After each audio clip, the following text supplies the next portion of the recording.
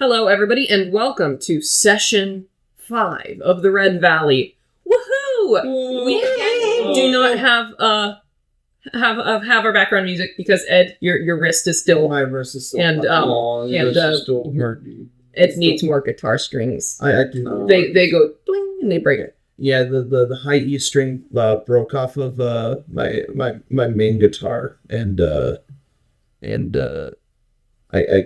found a different string set to replace it, but the rest of the strings just look like ugh. Okay. It's not going to stay until a lot longer. Well, I say let's get started here. Last session, you guys escorted a strange wine salesman across the valley named Kavad. Yeah. You guys got ambushed by harpies. Ragoba got charmed and fell in a hole of bones. And then y'all got attacked by dire wolves in the middle of the desert. And Ragoba fell asleep because he looked at some shiny bugs. And on top of all of that, it was revealed through a conversation with Gordo that Kavad seems to have been an ex-bandit working for a brotherhood known as the Bloody Sands. Who could have seen this coming? Wow. However, now that we are in Darjuna, we are now in Ragoba's home. And Shitty. you guys are here with the intent of checking out the MAJMU'AL, which is the Grand Library of Darjuna, which the northern Ishvara Empire is known for. So, let's get started, shall we? Okay. Nestled within a protective embrace of towering mountains, the city of Darjuna enjoys a unique climate that sets it apart from the sun-scorched valley beyond. The peaks rise around the city, and their shadows shield the streets from the harsh glare of the sun. As the winds whip through the valley, they are tempered by this mountain range as well, preventing the ferocious storms that often batter the lower lands.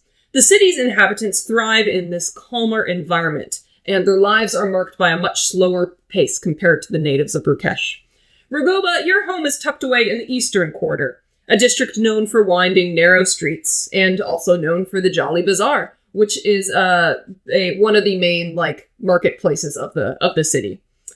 Your building, specifically where you live, is likely made of sun-baked clay and crumbling mud brick, but the way you tell directions, Ragoba, is because the building slightly leans to the south. And that's just how you tell where to go in the city, is just based off of the tilt of the building. That way is north. Wait, yeah, that way is north. Yeah. So currently, it's around noon, and you all are in the nice... I put nice in quotation marks, home of Ragoba. It reeks slightly of piss, but he does his best to clean up. You are not a messy boy. It's not your fault this place smells. Prestidigitation, it's still not enough. It is atomic. Why you live like this? I mean, it's not choice. Have you been urinating in the corner, Ragoba? Well, we discussed earlier. No, that it's mostly my landlord. That's Right. the landlord. The lord of the land. The land that leans to the south. The man who lords the land. The land who lords the land of the south. Anyway. The lorded land of the man, the landlord. The left-leaning land of the landlord. Because we're not centrists here. No. No. We're against centrist. Radical centrist. Only far left. Only far right. Don't forget to vote, guys. Yay! Oh boy, that's next week, isn't it? Yeah. Oh Yeah. boy. We're breaking the immersion. Get back to D&D. Anyways, there's no voting in Darjuna. Iraj voted in the election with only one choice. The governor is a position for life. Yeah. So, But he still made his choice known. It was a life in the womb. Yes. Yes. All right. So, like I said, it is around noon. So, you guys have spent the last 2 days traveling. So, you are. It's completely within reason if you all just want to relax for tonight, or perhaps hit the JALI BAZAAR tonight, and maybe hit the MAJMU'AL in the morning, or vice versa. Or you guys can just get really drunk in his apartment. That's an option. There are probably other drugs about too. Other drugs about? Yeah, I mean, I don't. Ragoba would know where to find them. I should probably. Well, if there's anything you want to do while we're here, this is the Jolly Bazaar. That's There you are, my boy. little too. I think MAJMU'AL is going to be a whole day ordeal, so probably a little late for that. We'll save that one for the morning. Be sure, very early morning. Yes. Very early. Very. There's a line. There's a line, and you do not want to be in this apartment at 7 in the morning. They are very, very strong about their fire limits. Given that the MAJMU'AL was lit on fire before, they only a specific amount of people are allowed in at a time. Teacher Josh has a question. I would like to go to the bazaar if I could before the night is over. Then let's go. You go, Bob? As long as it won't be too bizarre. How bizarre! Wordplay. Anyway. See, I say that. I go as fast as I can away from these people. Gordo didn't even mean to make a pun. He was just He's stating his dead feelings. serious. He was just stating his feelings. He's been to bazaars before, and they were very bizarre. Alright, so the Jali Bazaar is a shaded marketplace nestled within the heart of the Eastern District's bustling streets, where merchants from across the valley gather to sell exotic goods out their window to the passerbyers on the street. As the party steps into this market, they are immediately struck by the lattice work of woven canopies above to protect from the sun and collect rain. The streets are so narrow and crowded that in order to get anywhere, you need to travel in a single file line. The market is organized chaos, a network of tightly packed paths winding between booths of overflowing silks, herbs, alchemical components, and strange trinkets from far-off lands. Darjuna is the city that connects the west to the east, and the capital of Ishvaram's northernmost kingdom. Here, you can find nearly anything for a price, from ancient tomes to enchanted weapons, to items no one dare speak aloud in fear of being overheard. Can you all roll a perception check real quick? Yeah! Love to. 8, 10 10. plus Okay. 6, 24. Wow! God damn. That's Wow. Iraj moments. Sorry. High perception. This is what happens when we don't have a druid or a cleric. We just hey rogue, do you mind getting expertise in perception? 16 total. Oh, perfect. How about this? Josh, or specifically I should say Iraj, because we're in character. You are looking for somewhere to sell those harpy talons. So I will say you successfully find that. Ragoba, you notice several individuals with concealed weapons, blending in as common market-goers, but making sure nothing too dangerous gets in or out. They're likely undercover spies or rakshastas. In that case, I'm just going about doing my shopping, getting material component, like the boring material components, stocked up. Sounds good. Meanwhile, Gordo, you catch a snippet of a quiet conversation between some figures walking by. Not just anywheres. Rumor has it some red bandit was found dead with the vial before they could carry out an assassination. In Darjuna? How did the Rakshakas not catch it? Smuggled, perhaps. Maybe one of the Rakshakas snuck it in and sold it themselves. Rumors. Things like that are not to be spoken of too carelessly. You know the price of loose tongues when tensions are high. The conversation kind of drifts away as they melt into the crowd. Could I follow them for a little bit? Sure, you can. try to stealth and be that conversation's interesting. Yeah, go ahead and stealth. Yeah, stealth check. Let's start. You probably did, but I'm going to say that you, with your high perception, you were able to just find the shop that you needed right away. Okay. But yeah, I'll say you could have heard it as well, kind of in the background, but you did not know where it came from. Okay. So for 9 plus 5, that's 14 stealth check. All right, these appear to be normal market goers speaking about gossip. They do not go anywhere weird. Okay, so they're not they're just talking stuff. Well, they know the price of loose tongues, so they don't talk about it anymore. I see. Wow. Yeah, so I'd say you all rolled high enough on perception to note that undercover or not, Rakshakas the white-robed and masked kind of like protectors that wander around do appear to be keeping an eye on this bazaar. So, Jorsh, you That's his name. wander up upon the spellcaster's den. And Ragoba, you probably find your way here as well. It's a discreet stall known for dealing in material components, exotic creatures, and their remains. The vendor here is an older Ishvara woman with piercing eyes and thin lips looking up from her wares. There are shelves behind her lined with jars containing oddities such as manticore claws, basilisk eyes. How can I help you? Trying to trade some decent quality harpy talons. Decent quality. Let me see.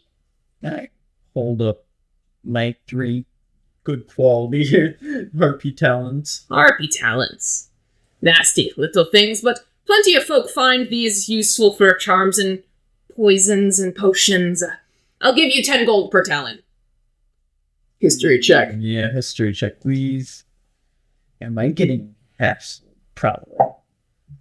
8 plus history plus 0. What is this racket? That is a completely reasonable price.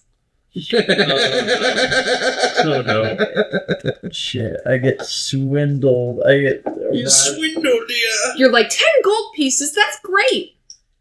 10 gold pieces, then 30 gold pieces. What a deal! Exchange. Exchange. And 30 gold pieces. Given that you were likely there for this, do you want to make the history check as well? Because Yeah. you cannot stick up for him. He already did the deal. Oh, yeah. But I wasn't planning to anyway. Thanks. He's just making That one. I could have argued it up to 40 per talent. Oh my god. Ragoba walks away with 30 gold pieces. I'm rich! I could have got 120 gold. All right, so anything else you need as well? I only specified the mundane. Just standard mundane stuff. The standard mundane material components in particular. Yeah, isn't that just like a couple silver technically? 'Cause it's Yeah. just, yeah. Okay, so I'll say throw a couple silver her way, and she'll give you a like A goodie variety bag. pack. Goodie bag, spellcaster goodie bag. Like, oh, there's a little bit of fleece. I could use that for minor illusion. This one has some bat dung in it too. I'll save Fireball. this for later. That is literally just alcohol. I'm going to use that for false life later. Mhm. Oh, yeah. A feather. Ooh. I don't know why grease requires grease to cast. I mean, did I just put the grease in the ground? I don't get it. I cast grease, pours entire bottle of vegetable oil on the ground. So I mean, alchemists, basically. you are an artificer technically. Yeah, one level. Yeah, I don't think you plan on taking anything more, do you? No, I only took that for proficiency. It's Just so you can have some armor. for proficiencies and a D8 HP to begin with. Yep, Started that with was 8 it was HP. smart. I was a little bit like kind of like, why do you do this? But once you explained like what you were doing, I'm like, that actually makes a lot I of get sense. con saves. It's Dude. awesome. Everybody here is an abomination in like the build in some regard because it's like we got 2 abomination multi-class. Tyler is joining with abomination multi-class as well, and you are playing a unusual paladin, Yes, a dual wielding very- paladin is a dual wielding dex-based paladin. Yes, a very fast. atypical. It very different. fucking works though. So It is very strong. anyway, given that everyone here but Ragoba did hear that strange conversation, does anybody wish to perhaps speak about it with the native Darjun? Well, you're not native Darjun, but native Ishvara. Yeah. Yeah. Yeah, Sure. you wanna ask him about what that might be, where to find perhaps more illegal wares. If Yes. someone asked me, I don't know, I'd initiate a topic I never heard of. I don't know. Maybe you need to make a history check because you live here. Yeah. Yes. I'll make the check when someone asks me. Um. Are you looking at me here? I'm looking at whoever's going to ask me the question. Mhm. I'm looking Hey, Ragoba. Yeah. did you hear what they were talking about back there? Who? I guess not. There are a couple of strange fellow that were discussing some I mean, it's bad to have loose tongues, they say, but some less than legal wares being sold around these parts. Can I history check now? Yes, you can. I can history check now. Let's go. All right, so that is a 21. Oh, sweet. 21. Oh, you know exactly where to get the fucking weird shit. So there is a place, so you know of a common secret, Rogoba, called the Dust Tunnels. Dug out from beneath the city's marble floors, small pockets of underground merchants selling restricted or forbidden items like poisons may be found from dozens of entry points under the Eastern District. However, rumor, because you got higher than this as well, rumor has it that tunnels extend below and beyond the city, which might explain how people might smuggle in forbidden things. And I would know how to get here? You would need to figure out how, but you would know there are many entry points. So they are correct about moose tunnels, but there's a bit of black market. Oh, it's not a bit. It's a big black market. There's a bit of a black market. What sort of black market? Big. What do they sell there? Loose tongues, be quieter. Can we stage whispers so the mic picks up? Sorry, but what sort of black market? I mean, is it like black Black dye? spices? Black Do dye? they sell black pepper? More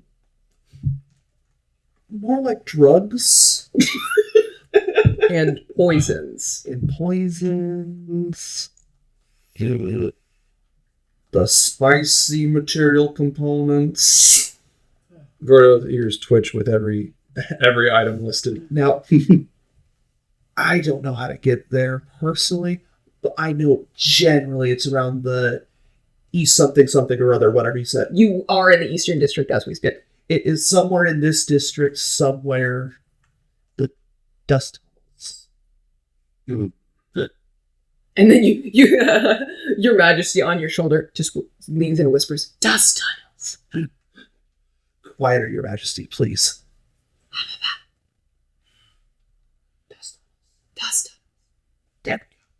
Dust tunnels. No! You like climb, jump, and kind of. Swats of a fly. It misses your AC, but it does try and nip at your finger when you do that. Oh, okay. All right, cool. You don't take any damage, though. It missed. That's fair. Your Majesty, stop. It hisses. The angry bird. It's like a cat. Well, that makes sense.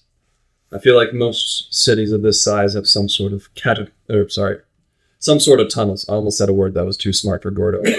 Tired. Catacombs. So, Word. It is a cool word. if y'all wish to investigate further, perception checks, investigation. I would like to investigate. I would also like to investigate. Okay. You should probably do perception and investigation. Oh, yeah. Investigation is -1. Okay. And George, What's up? are you doing investigation or perception? Perception definitely. Yeah. Because, Dirty 20. Ooh, Hey, me too. investigation. Whoa! natural 2 plus 6. Oh. 8. I mean, that plus 6 is doing some heavy lifting there. It's an 8. It's better than 2. Yeah, so, Rogoba, It you know kind of generally where to look, and Gordo, you kind of understand as well. Alleyways, etc. People don't tend to speak out loud about forbidden things in Ishvaran.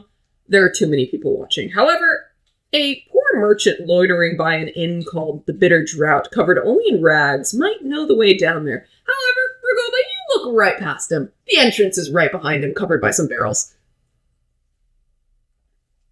Are you kidding? It's it right there. Well, I'll be. What are we looking at? I grab Iraj's head and point it towards the tunnels. You point it towards the barrel. beggar, the beggar standing in front of a barrel selling trash. Selling trash. What am I? It's a man. But You're behind- showing me the man. Behind the man. What? Oh. Behind the barrels. Oh. And you see what looks to be a little entrance covered up by barrels and crates, kind of dug into the ground. Yeah. if you all want to get in there, it's a stealth roll. I mean, I'm gonna try. I can do it. All right, we really need to get moving. This crowd is bumping into me repeatedly. Mhm. I got a 15 total. Okay, success. All right, watch that fuck this up. Is this a stealth check? Yeah, Yes. 6. If I talk to the beggar in front of the tunnels, could I help them? You Like a distract already him? rolled your stealth, but if you're willing to forfeit your stealth into a distraction, I will let you give him advantage. Okay. Okay. Yeah. You don't have to. if you don't want Roll to. a persuasion check. I won't make you role play it. What'd you Okay. get? What'd you get? Reroll? I got a 12, so that would be helpful. Success. That's a It's a success? success. You're Okay. good. Okay. You like trip over a little bit and like shit, but you make it in. Well, let's see. You said persuasion? Yes. That's an 18 plus 3, so 21. He immediately is just like, "Oh, you're interested in something I have." Da, da, da, da, da, da, da. And you just Yes. start going back and forth, and like, Ragoba, you are like clamping your Majesty's mouth shut as you are trying to go in. Now go ahead and roll. That's much better. 21. Okay, you make it right Well, in. tell me, what kind of food was originally in this can? He looks at it. He's just like, "Hand it over to me." And he like licks it. Lentils. What? It's my least favorite cans. And then you just Fine. leave. And then I just, Don't even buy anything from yeah, just leave. All right, go ahead and roll another stealth check to get in. Okay. Watch him trip and die. That one was a 9 plus 5, 14. You're good. That's a success. You all make it in. Sweet.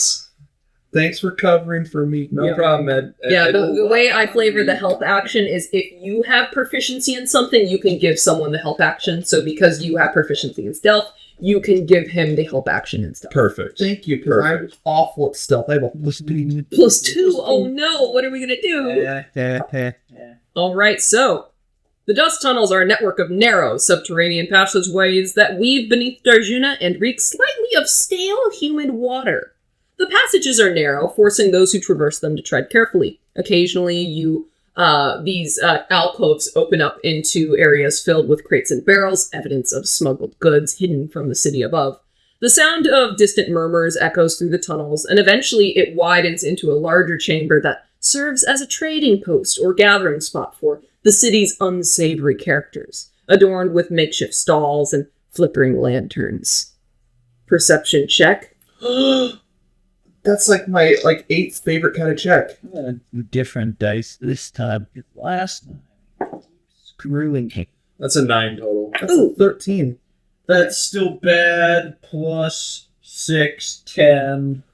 Oof. So we got a 10, a 9, I got a 13. and a 13. Okay, so Gordo and Iraj, you see this little place called the Cursed Flask. And we kind of begin wandering a little bit towards it. You, on the other hand, you see the Cursed Flask, but behind it, you see a place called the Tombstone. Sounds scarier. Where would you like to go first? Lift bolts. Because you've seen it, you can bring them towards it. The chum bucket. This The salty spittoon. this place How called tough are ya? Tombstone looks interesting. Ooh. But what about the Cursed Flask. cursed flask? You can go to both. Just check out one first. It depends. I'm not against it, Cursed Flask. It doesn't really have the same oomph as the Tombstone. I mean, what is it? I'm kind of curious about the flask. I want to go to both. I suppose that's an option. Split up and search. You got absolutely go ahead, split up in the black market under Darjuna. That's a great idea. Yeah, we should not do that. Why can't we just go into the tombstone first and then go into the It's up to you. Yeah, if you guys want to do Tombstone Because first, it's that's okay. behind the other one, I think we should do cursed flask first because it's in front of it. Okay. That Alright, fine. Okay, let's do it. The bird goes, fine. The cursed flask.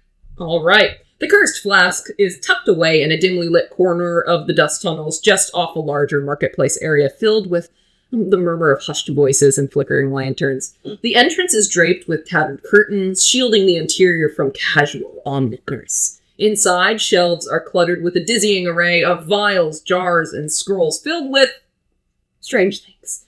Vile things. The cellar is a slender, wiry yuan tea with sun-kissed skin and messy dark hair tied back under a pale head cover.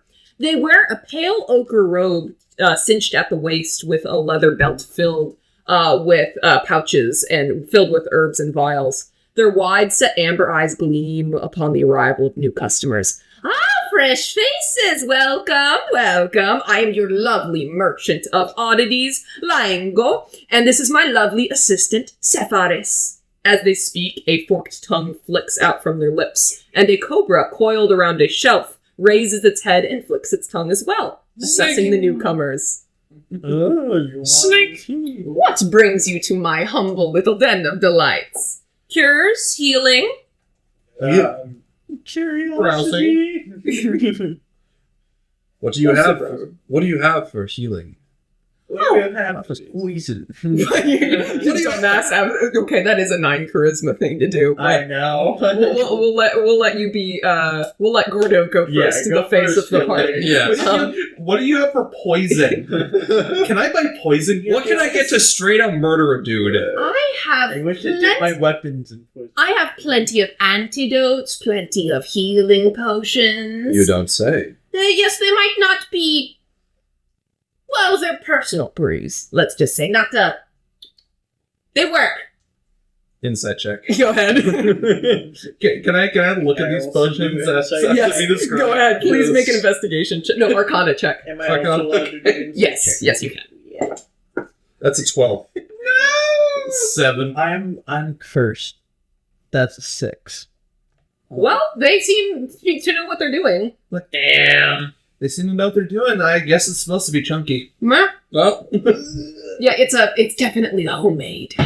It's like, well, I can still see the retina of the eyeball they blended there. Yep. Like, oh, Yummy. I can only assume that's an eyesight potion of some sort. how much for a simple healing potion? Oh, for a simple healing potion, let me check. How much would a healing potion cost? You have the item like price list. Yes, 50 gold pieces. 50 gold pieces for healing potion? Mhm. I can't buy that. I'm so broke. You left all of your money back in Rukesh.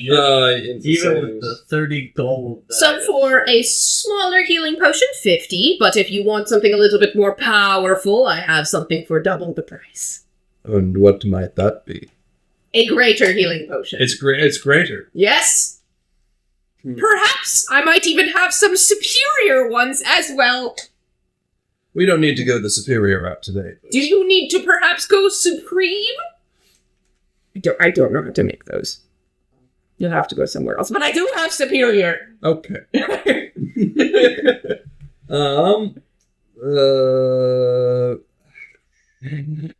Greater healing potion heals. Yes, so that greater healing potion is 4d4 plus 2, right? It's Something like that. It's something like that. I personally wouldn't.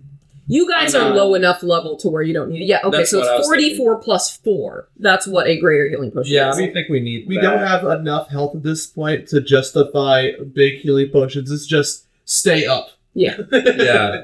Well, I could justify getting a couple of regular healing potions. Absolutely. Absolutely. So I'm just trying to double check. Having a healing potion up your ass is a great way to. Yeah.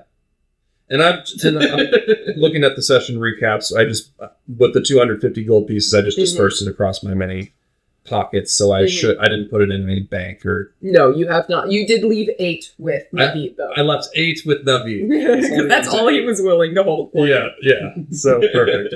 I think I will take a couple of healing potions. Of course. And they will begin like kind of gathering them a little bit. And you see like this, the cobra in the back that's kind of looks a little dumb. Yep. But how many do you want? 2. 2? Okay. 2. That'll be 100 gold pieces. I reach into my zipper pocket Yeah, and I go, sound effect. Thank you. And she sweeps it up. But would anybody here who's interested, you none of you have likely seen a yuan tea before. Do any of you want to do history checks? I would love the history check snake people. Plus 0. Oh, 11. Oof. 16. Okay. So, Gordo, are you gonna roll or are you? Oh, sorry. I was putting. Does Gordo care? Not as much. Okay. So, here's what you note, Yuraj. The Yuan Ti were exiled from the continent hundreds of years ago, and were sent to live on small islands hundreds of miles south, near the Sunderlands and near the remains of the old Elvish empires. What exactly they were exiled from has been lost to history, but these people have a reputation of distrust within most of the world. However, Ragoba, you remember one story that might answer that question. It is said that before the world was as it is today, the Yuan Ti were keepers of eggs laid by large serpents who could destroy the world. However, the Yuan Ti betrayed their purpose of protecting this promise and unleashed the monstrosities onto the many planes of the world, and they were punished for it. Affirmative. I wasn't sure how Yanti are these Yanti. Are we talking pure blood, or are we talking just straight up snake with little bits? Scaly humans. Gotcha. She's got snake eyes, she's got scaly face, scaly arms, a little bit of talons, no tail. Gotcha. Serpentine. So closer to pure blood than monstrosity. Yes, these are pure bloods, for sure. Affirmative. Yeah. Snake. Can I just peruse? Look, there's like, if there's anything that's spicy. Yeah, go ahead. Investigation. Ooh, that is a 18. Oh, there's some spicy stuff in the back, though. They haven't mentioned it to you yet. Only those with a good eye would know it. I see some stuff back there. It looks almost like it's glowing, maybe? Glowing? Well, it's shimmering kind of weirdly, like it's a priority item. Oh, well. And they kind of like look behind them and they go, well, I have many things here. I need to know specifics. Are you looking for something in particular, my friend? I'm trying to think about what this.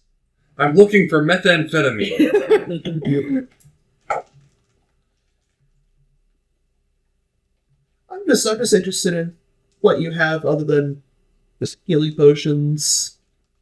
Have some poison, beyond poison for Poison! Is there something about my face that make me look like someone who sells poison? Just because I'm a Yuan-Ti does not mean I know such things. I am a law-abiding citizen. I can't say the same for Sephiroth, though. Have you ever had a Sephiroth? Sephiroth? Would y'all like to make an insight check real quick? It's a check. 19 plus 19 plus nothing. plus 4. 23, bitch. 19. They are toying with you. You are in the right place. Well, maybe we have a bad rap problem. I'm not saying anything in particular. I'm not saying anything in particular. I'm not judging. I just want to see. I'm just doing research. I have arrows. I'm a poisonologist. They glance at their snake and say, I am just a humble merchant, but I cannot say the same for my assistant. They turn away as if they're rejecting your offer, and Sephiroth the Cobra senses their cue and carefully slithers towards the counter. The snake snatches the shimmering vial from the shelf with its jaws, and as it makes its way back to the counter, it extends its tail, coiling slightly, as if awaiting payment. One scratch of the blade, or touch of the tongue, and it's over. What you do with it is yours to decide, as our business does not extend past this transaction. It was sold to me just the night prior. Yes, I check that. Go ahead. That's 14. This is what was just smuggled in. It's fresh. Well, I don't know if I have enough gold for it. I was just mostly curious. How much? They hold their ear up to the snake, and the snake goes, 200 gold, they say. I don't have enough for that anymore. Damn, I might have had enough if I had not been fooled with the Harpy Talons. Josh is just like crying. Like, I could have had so much money. the bird lady stole my money. That's why I had 30 platinum pieces. Yeah, and he just donated it to charity. No. That was funny. That could have been enough. That might be a little rich for my blood at the moment, but I think you've earned yourself a customer for the future. And they're kind of like pointing and going, Like my a little interesting. my wrist is still hurt, but I just started playing like a little tune for the snake in the dance.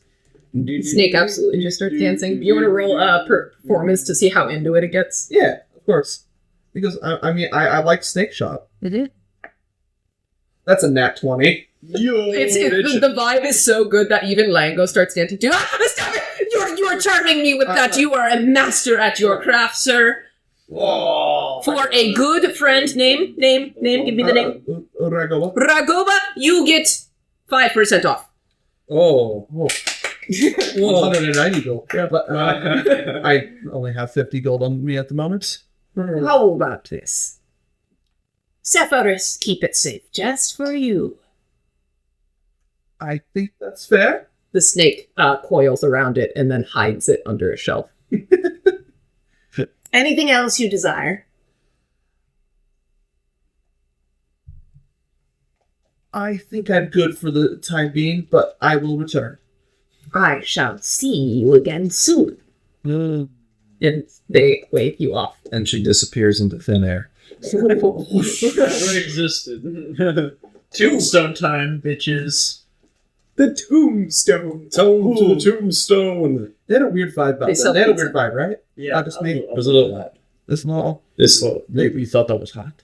No, I didn't say it. no odd. I said odd. Oh, I think you said it was hot. I Odd. thought you said it was hot. I was going to say that. It is a little stuffy down here. I feel like the party dynamic has completely changed between sessions. You guys are becoming friends now. We have a band to it. Yeah. Yeah, you guys are safe within the city and the black market. Right?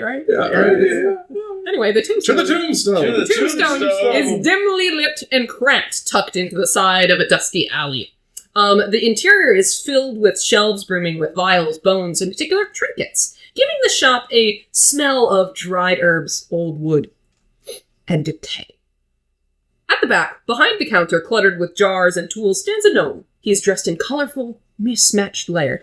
No. Welcome to the tombstone. If you are seeking advice from the dearly departed, I've got just the item for you. He immediately starts selling something. And he kind of reaches behind the counter and produces a small, tarnished, skull-shaped coin, like kind of made of like a black stone, no bigger than a thumbnail. I want to Arcana, history, anybody? say the same thing for me. It's you get advantage because it's Messeraki. Yo! I'll say- It's a +0 either way! They're both -1s. I'll just go history. Yep. God damn it, 6. 3 plus 3. 17. 13 total. Those familiar with Meseraki's superstition, which would be Gordo and Diraj, would know that these obsidian coins are rumored to summon the last fragments of a mind, allowing it to answer one final question before vanishing. Whoa. So it's essentially a very, very, very minute version of Speak with Dead. Yes. So What is that? This? Oh. And he says, this, I call it the last word. And he puts it right on the table. Are you interested in it? well, how I'm much? a little interested.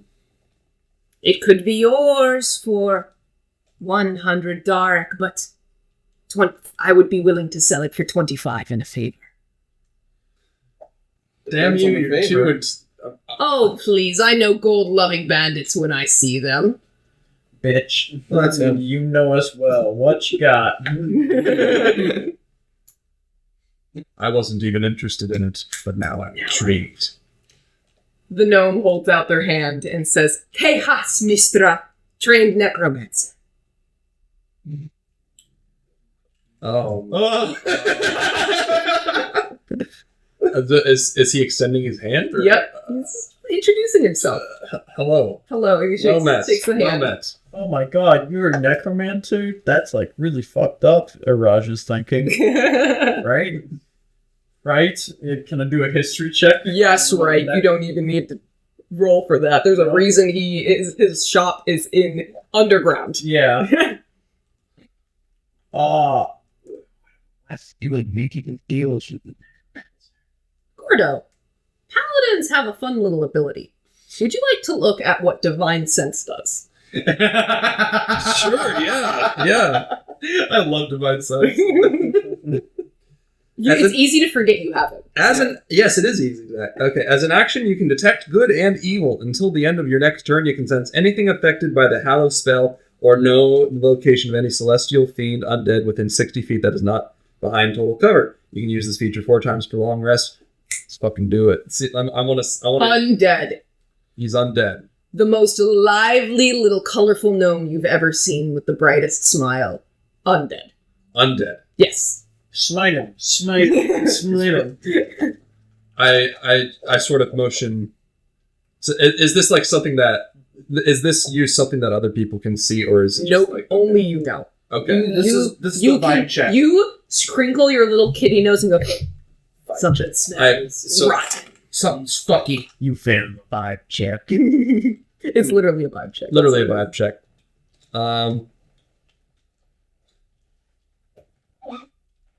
I sort of get in between. If I'm not positioned myself between these two and this undead gentleman, I do, and I say, "Are you the only one here?"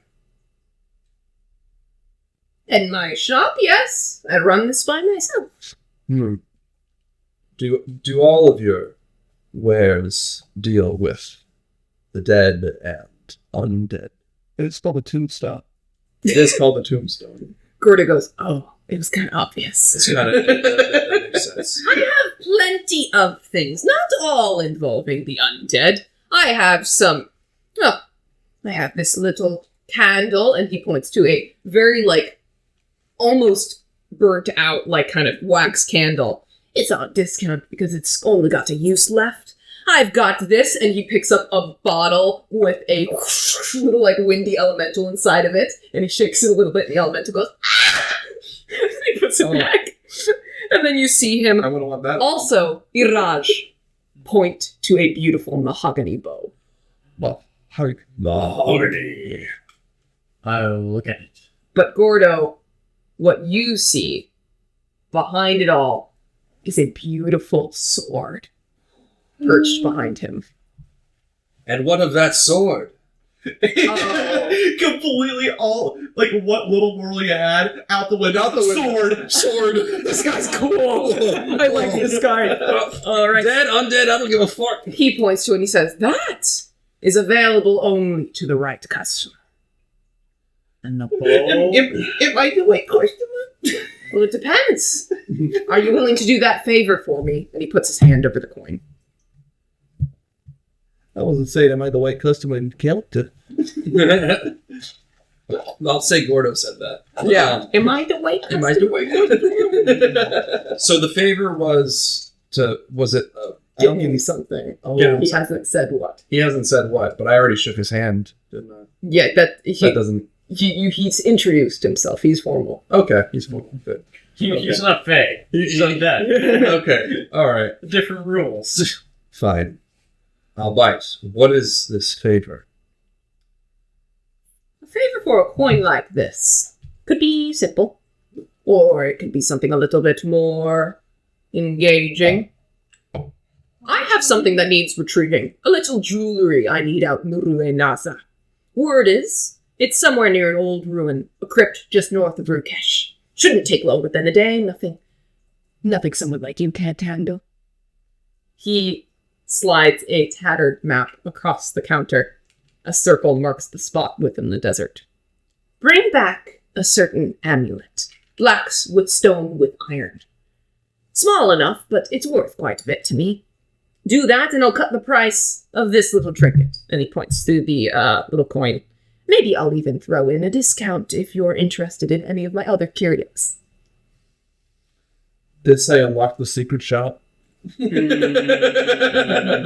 gotta fucking steal. We gotta heist. We gotta steal a crystal if we want any discount, any good prices from this place. Can I inspect the longbow? Yes, you can. Okay. Investigation? Yes. Arcana? What are you trying to... What are you trying to learn? If it's magical? Like, I what are you just learning? want... I want to check it out when I get closer to it and investigate. Alright, investigate. So, how do you get into necromancy? Would you get 14? Yeah. Okay, so I will say, as you are like just completely Mercenary charmed hands. by like, ooh, it's so pretty. It is a magical bow, and you look down at that price, 2,000 gold pieces, and you go, oh, never mind. you immediately are just like, I can't pay that. Oh. I am curious, like, I don't want to do an art. I was trained at an academy far away. Plus 0 for that. I don't like. I got a character that's like that says nothing. Insight check? Insight check, yeah. Yeah, insight check. Oh, he's lying. Okay. Oh, he's telling the truth. Okay. Okay. Yeah, 11. Okay. Yeah. Anybody else? Okay.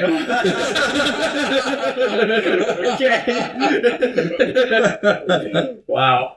Called it. Can I do an Yeah, everyone can, everyone can. That was funny.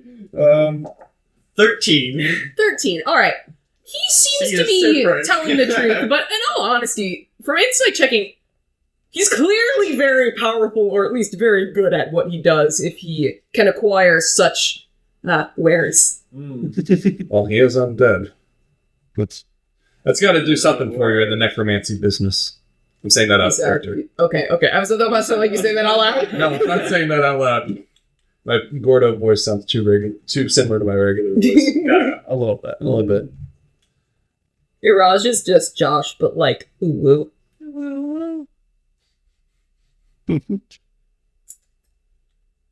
Well, Well. how does the job sound? Doesn't sound like anything I can't do. What is so important about this? This boon, this treasure. The amulet? The amulet. Did you forget the word? Well, let's just say on my last shipment,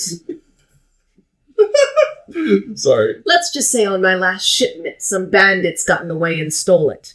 After I had already paid, if you can believe it or not. No. I just wish for it back. Okay, that one I want to insight. Go ahead. I feel like that's 7. You guys are rolling so bad.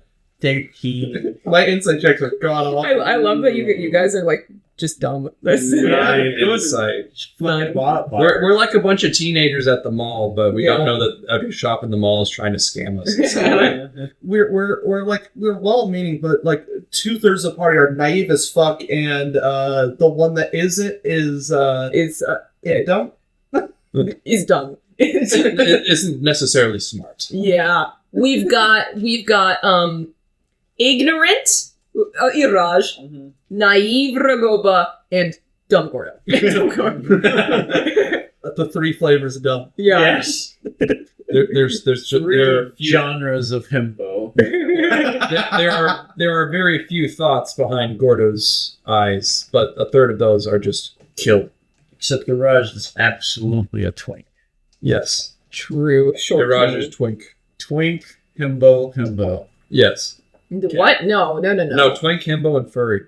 True. True. I mean, a hunk, basically. Yeah. Yeah. Yeah. We will address this important conversation later. Yes. Fair. So what I'm out of character, what I'm thinking for this story is that I might want to hold on to my money and return to it if we decide to go. Once you get the discount. Yes. That might be smart. Yeah. So as much as I would love to look through his many wares, I feel like I'm sort of just. I can tell that sword is badass. And I probably wanted to Oh, yeah. Okay. If that is the case, he will hand you the map and say, Please, come back to me at your earliest convenience with it. and you will be rewarded greatly. Well met, kind stranger. And he nods. Mm-hmm. Do you all head out now, or do you want to peruse a little bit more?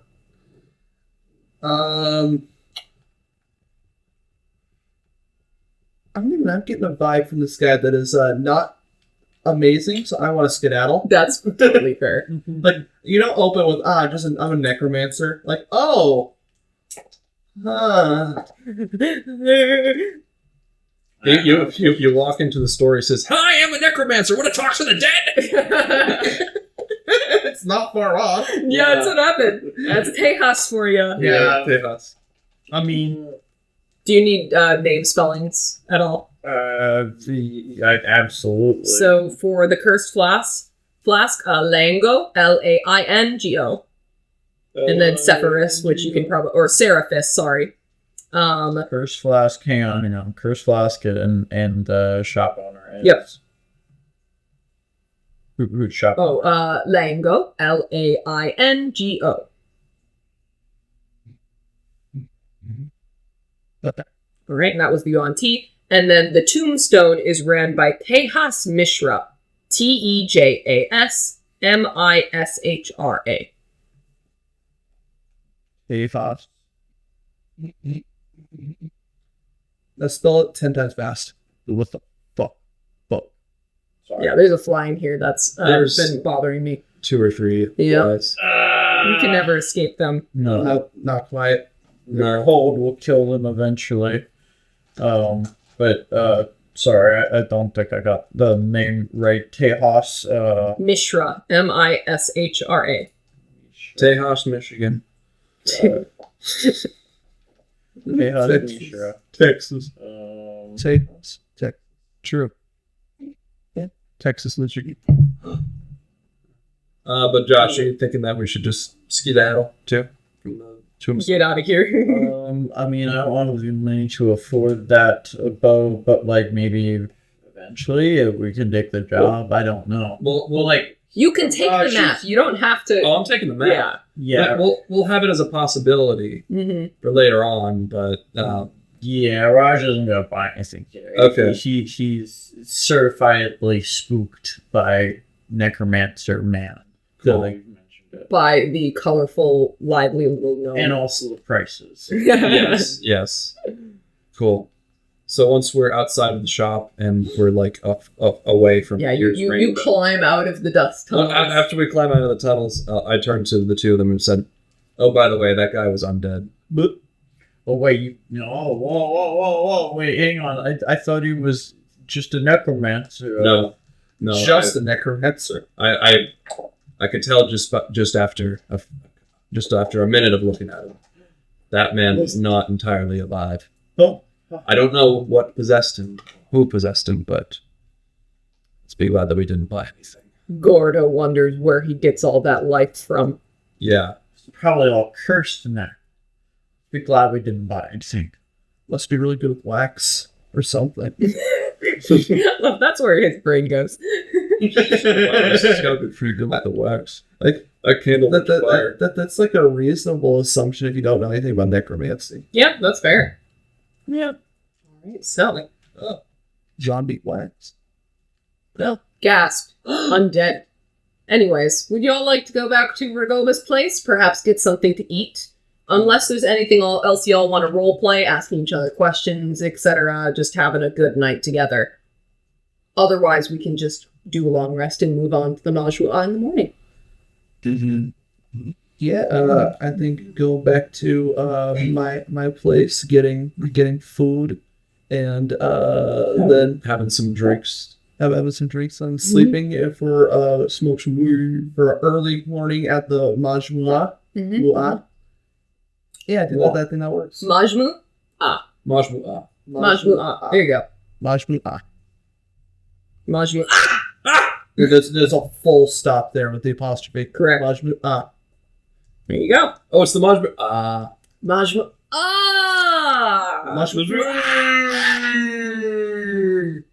Thank you.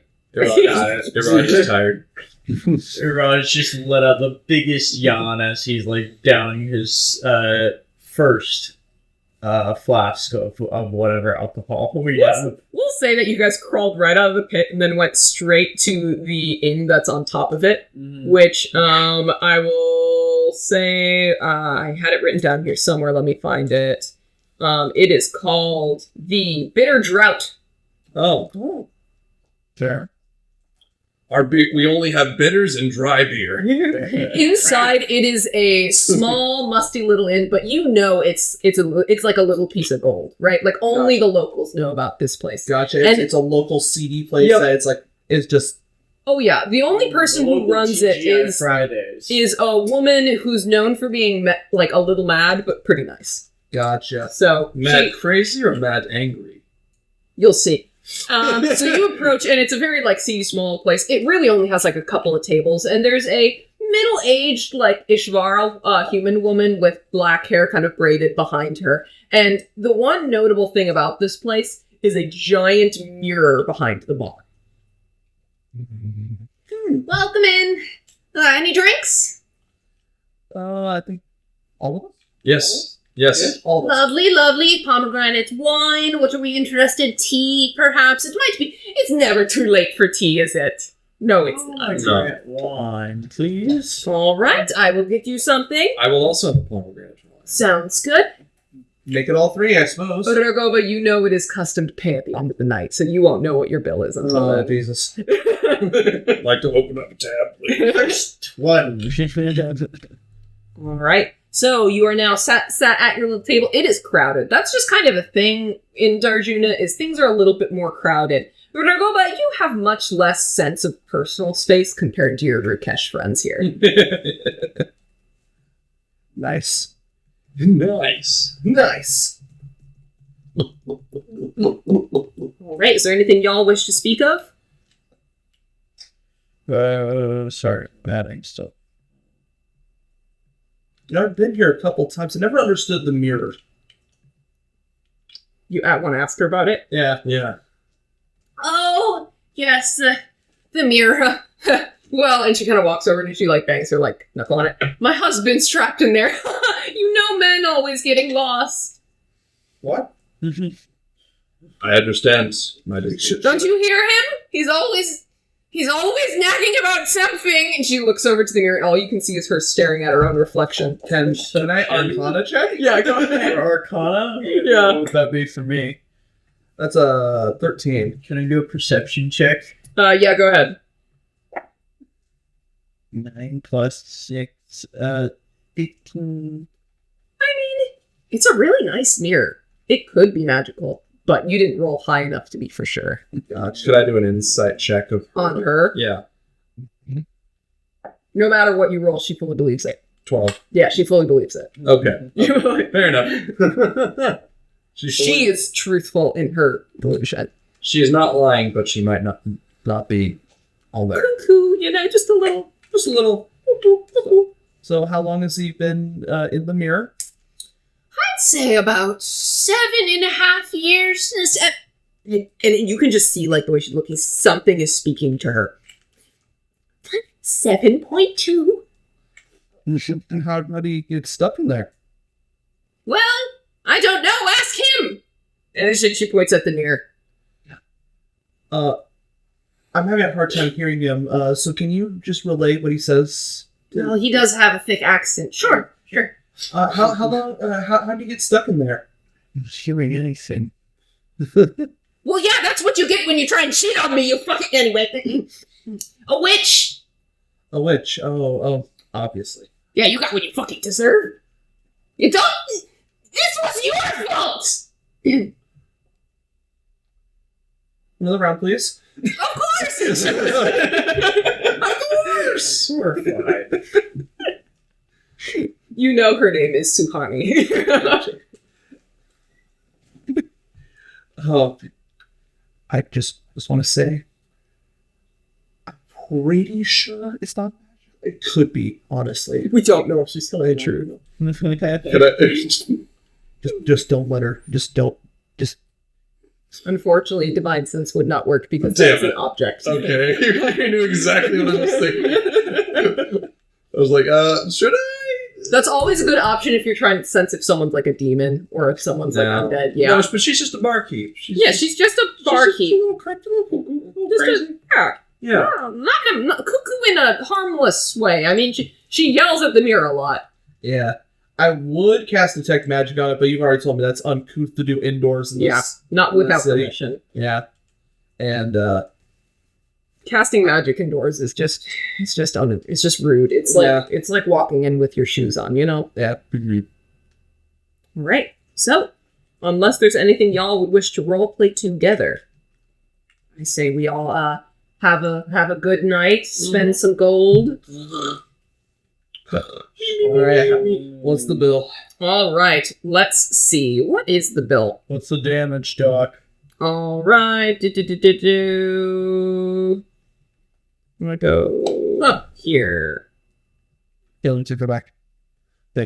All right, pomegranate wine is 1 GP per glass. So depending on how many. And then, did anybody else here get like maybe like a yogurt drink, tea, chai? Water. Glass pomegranate wine would be enough to fuck over a rock. If you want to get a bottle, it's 3 gold pieces. I think that's probably fair. All right, you all get a bottle. That's 3 gold pieces. Oh, fair enough. Alright, done. Split that. Actually, when you look at the bottle, you go, "Huh, that's weird. This is the wine that Kavad worked for." We participated in the wine trade. Isn't that funny? We help the local economy. Yo. That's amazing. You know, our mercenary work, it's a boon for this community. It pays off. Yeah. Yes. Pays off. It was called the Blossom Winery, and so you can see like a lotus blossom on it. Pays off in the end. Right. Yes, it pays to kill. Now, if you guys don't want to get absolutely plastered, you're probably going to have to get another bottle.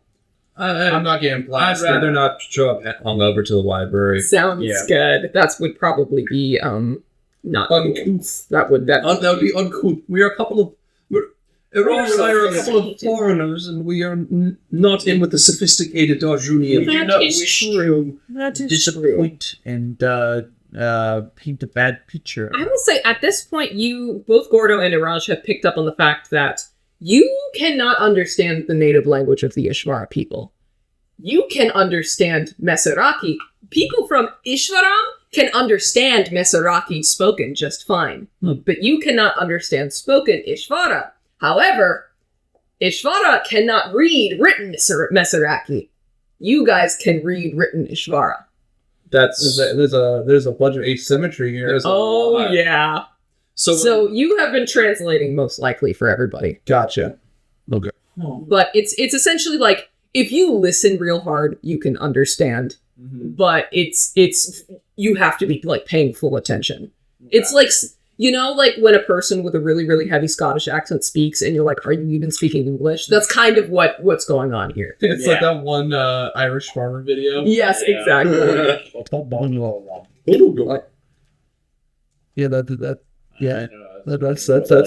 that's Lemmy. But that's a funny one too. All right, so if that is the case, do you all go home and drink, or is there anything else you all wish to chat about? I mean, I had the question for go forward. Gordon Ramsay? Ragoba. Oh, that's a different thing. Yeah. I'm let down. Yeah. Sorry. I had to play it. Ragoba. Anyway. I mean, just curious, like, what are you doing mercenary work for? I didn't answer this really. Anyway. No. In part, just money for kind of school supplies, honestly. But also, just wanting to learn the area around where I grew up, effectively. Just outside of the Red Valley. Mercenary work takes me through. I get to see more of the world. I see. I just... It has been dark. Do you have family here to support you, or are they all out of the city? That I think I said they're still in the. They are still in Narmada. Yeah. You might have a few siblings who come up here for work, but for the most part, your family is centralized in a city down south. Yep. Most of my family's in Narmada. Some of them come up to Darjuna, but for the most part, they're down there. Well, I just can't imagine, being so far away from your family and go back to your city. I mean, we need to get you some more money because you need a better place. You're a better landlord, I think. Yeah. On that note, we have to get up very early. Why? Landlord likes to come in at ungodly hours. To pee. Pee? Sometimes ask for rent. Sometimes just wanting to hang out. Would you? I was just wondering if you would like to go over and just That may or may not have been the inspiration. Yeah. to die so and play Burnout Revenge for the PS2.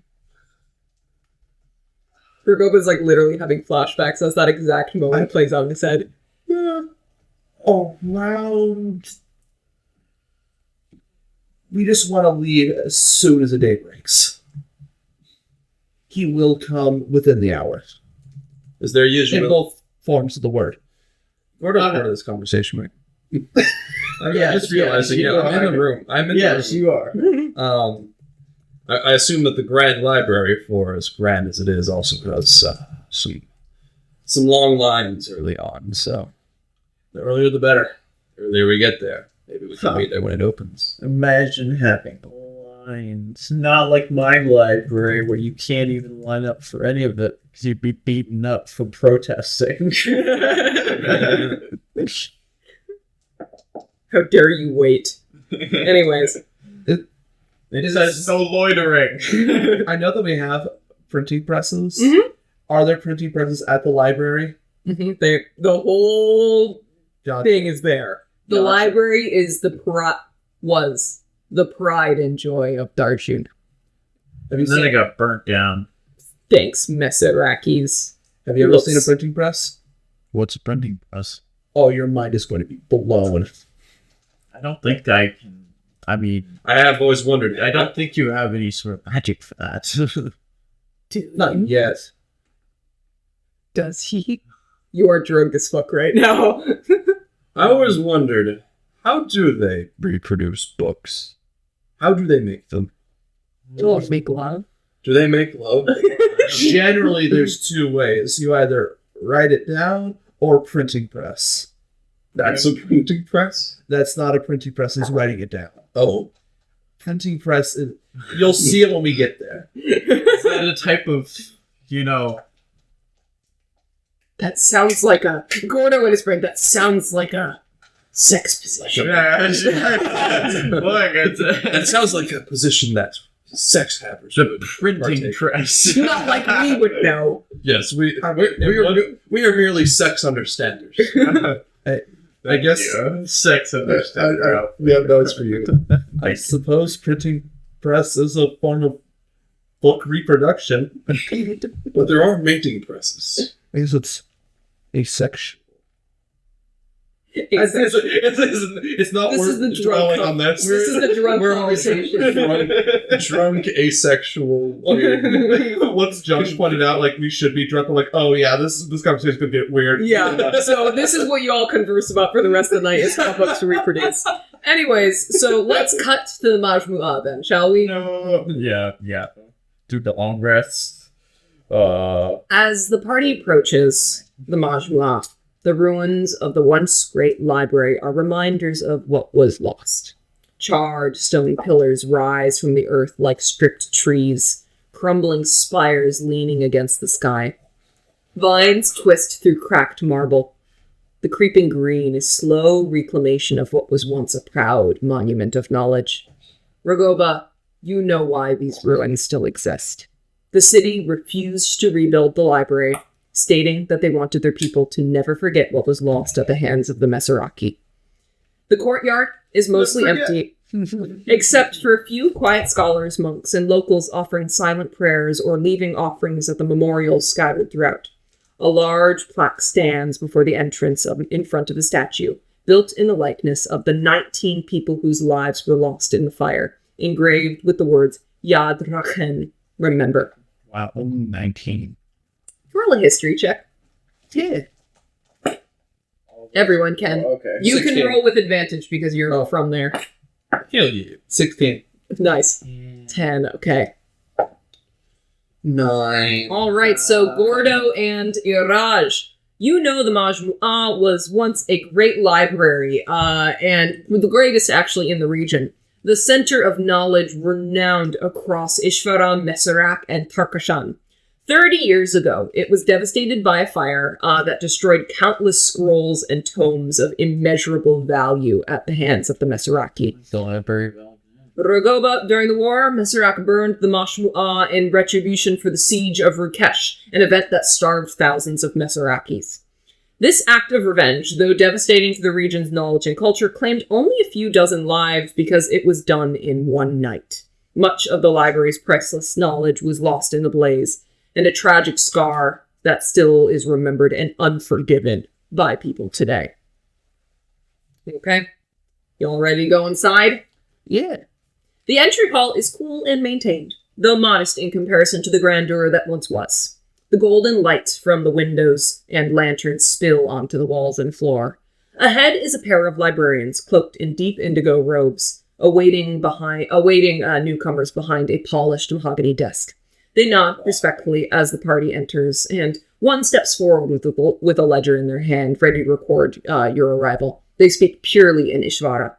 Dorud, welcome to the MAJMU'AL. Raj, you notice the second librarian scrunching their nose at the sight of you and Gordo, like she can smell the Meseraki on you.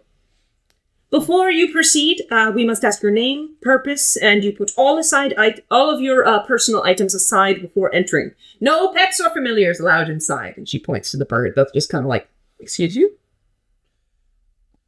I take the bird. Behave. Go away. It does not leave your hand. Please do an animal handling check. It doesn't want to listen to you. It just like plops onto the ground. Just, Spreads wings and all. 9. You say, be free, fly, and it just kind of goes, and it jumps on the ground, and then it just goes, it just walks out. Yeah, and I leave everything that I need to leave. You all have to surrender your weapons, Okay. all of your other personal items, and your shoes. All right, understood. CSA. Yep. Oh God, this is an airport. Like shedding my shoes. I don't like people seeing my feet. Is Iraj insecure about his feet? Yes. Because that's like the shifted part. Oh, this is shifted part. Yeah. Because like, you know, he's a shifter. He's got weird feet. That's right. He's got weird feet and he's got the fox ears, but he doesn't have the tail because that would be too far. But yeah. That's too furry. That's too furry. Meanwhile, Gordo is just full on paw. Yeah. It's just like it is like a cat's foot. It's like, fine, if I'm not going to have to use shoes, I'm going to be on all fours. Very well. It's a wonder how he's able to hold a sword. Yeah. All right. So how does Gordo feel about parting with his weapons? I feel like he never does. He never He really. sleeps with his sword. He doesn't usually sleep with his sword, so he'll like go. He'll understand why, and so but he'll just take it off, just like It just hand like it over. it just like takes like they grab it from you and you're just like, hey, can you please give it, just give it over. Okay, thank you. You must not lose them. We never lose anything. And they proceed to put it in a vault behind them. He will be grumpy for the rest of the day. They took my emotional support blades. My emotional support swords. Yeah. As the party walks past the initial hallway of the remains of the MAJMU'AL, the atmosphere changes. They step onto a stone platform that leads to the library's true heart. Mhm. Before them, as you descend a stairwell, an inverted pyramid opens up, revealing floor after floor of bookshelves stretching downwards into a vast chasm. The shelves are carved directly into the walls, each floor of the pyramid holding a genre or a discipline. A soft, warm glow illuminates all of the levels, but below a certain point it is all swallowed by darkness, as if the knowledge in the depths are not meant for your eyes. The floors descend at least 100 feet, maybe more, each containing thousands of tomes, scrolls, and ancient artifacts. Above, the ceiling is open to the sky, a perfect square skylight that allows rainwater to cascade like a waterfall descending into the pit below. Ragoba, you've been here before, and you know the general floor plan. Throughout the library, Rakshakas patrol in silence, occasionally passing the party members without interruption.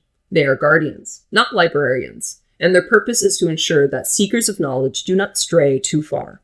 Floating masks drift lazily overhead, their enchanted eyes focusing on one figure, then another, before moving on, ensuring that the balance of knowledge and secrecy within the MAJMU'AL is maintained. And of course, to make sure you don't steal anything. They are essentially scrying eyes, these floating masks. So if they're looking at you, something is watching you. Got it.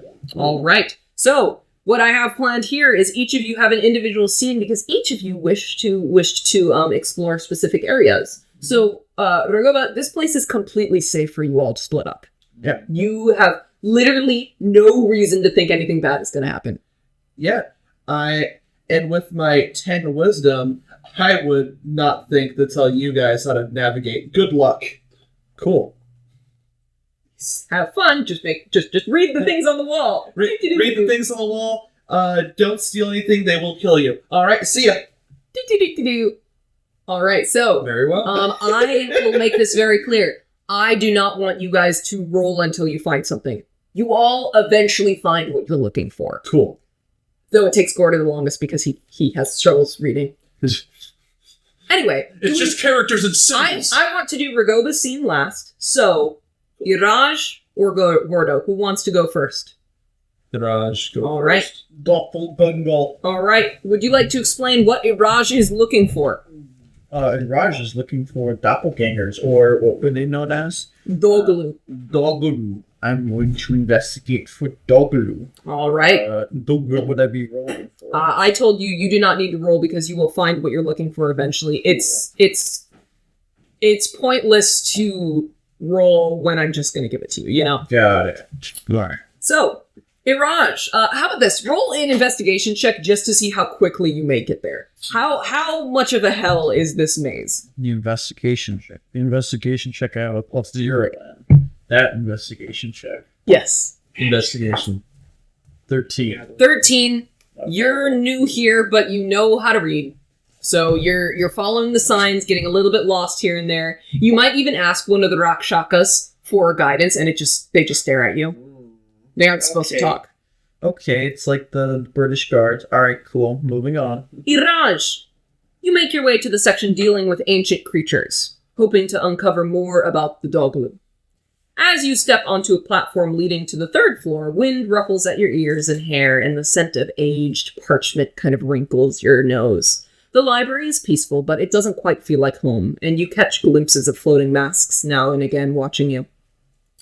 The rows of bookshelves are stacked high with tomes on creatures both known and mythical. A faint glow from an overhead lantern makes the shelves dance as you move past them.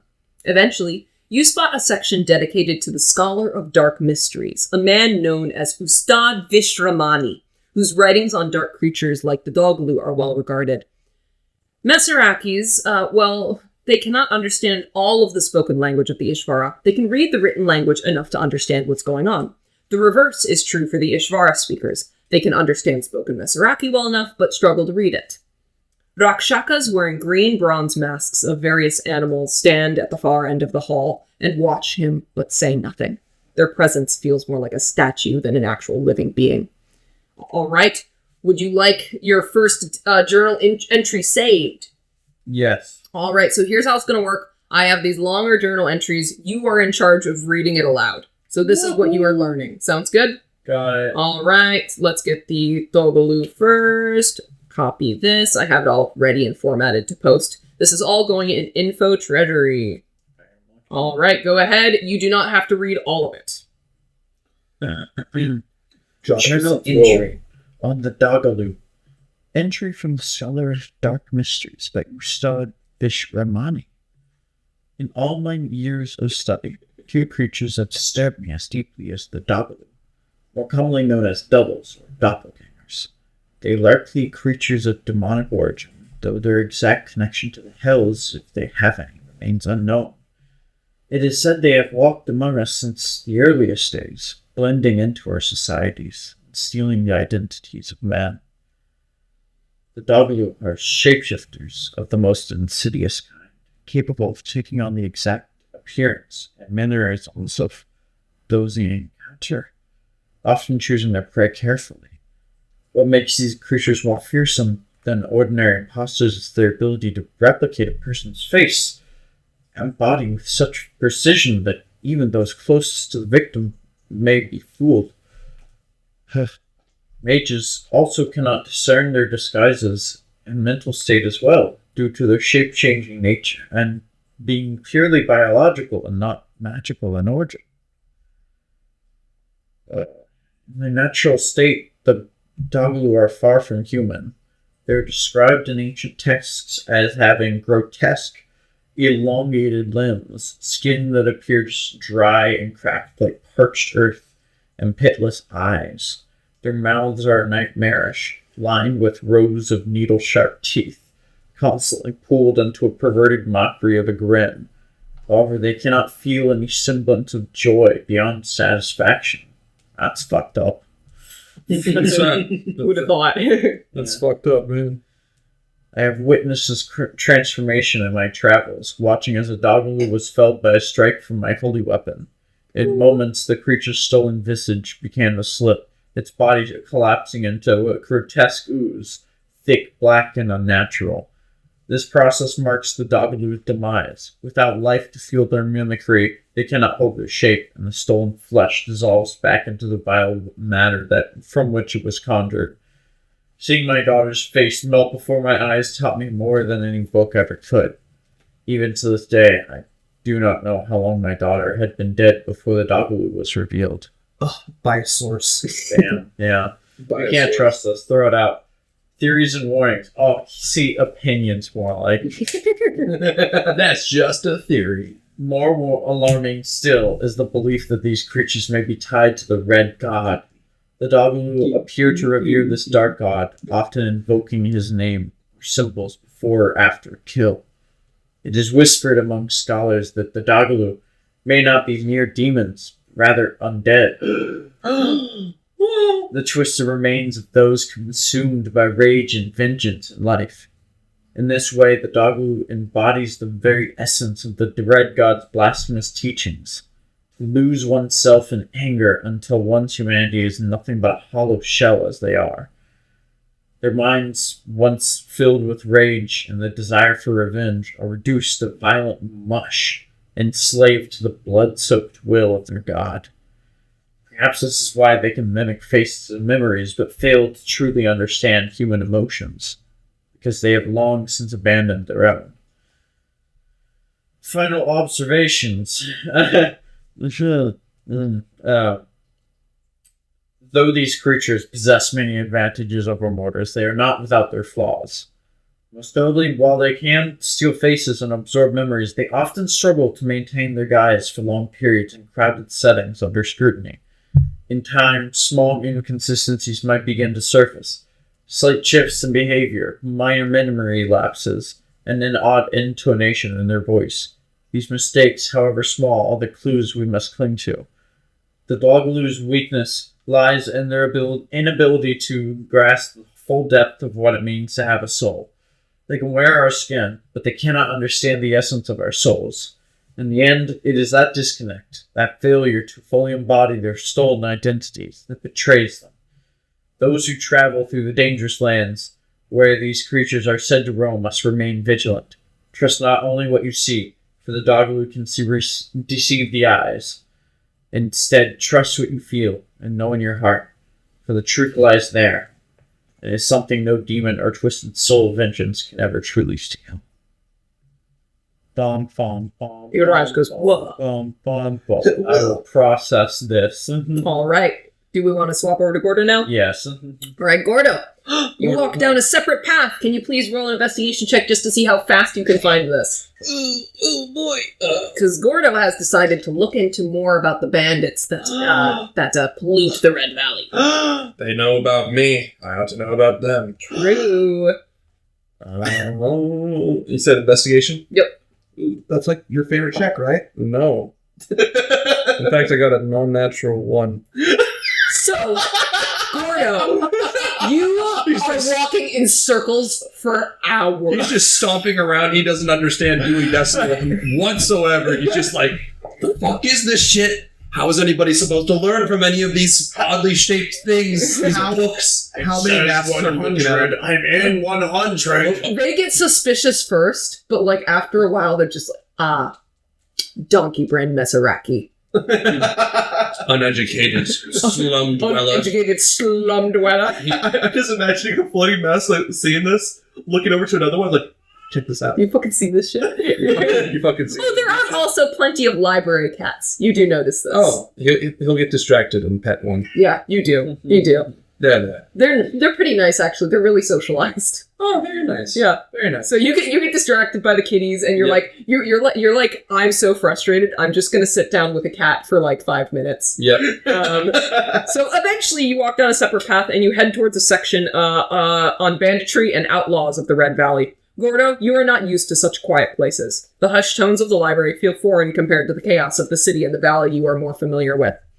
You reach the shelves dedicated to the bandits of the Red Valley after much trial and error, which contain stories from various scholars, including the works of someone named Vishramani. The accounts range from brutal tales and of raiders and who terrorized villages to poetic ballads about noble outlaws. Ishvara is difficult to read for Gordo. His Mesaraki reading ability is already diminished compared to his traveling partners, so it takes him much longer to sort through papers and read entries. Gordo, but you are drawn to a thick, leather-bound volume. It may hold clues about bandit movement. That book looks pretty. Yoink. All right, now let's get ready for Gordo's entry. Here we go.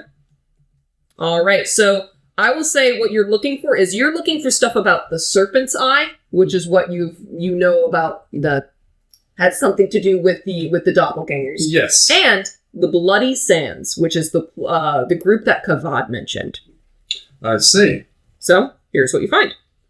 Excellent. At least that's the first part. I will say he reads this around aloud. If he were to read it aloud, it would sound more like documented weird. Yeah, you read it like Cam. I also you can look up the ghosts of Khaldun as well, or the Black Crescent as they're more commonly known as.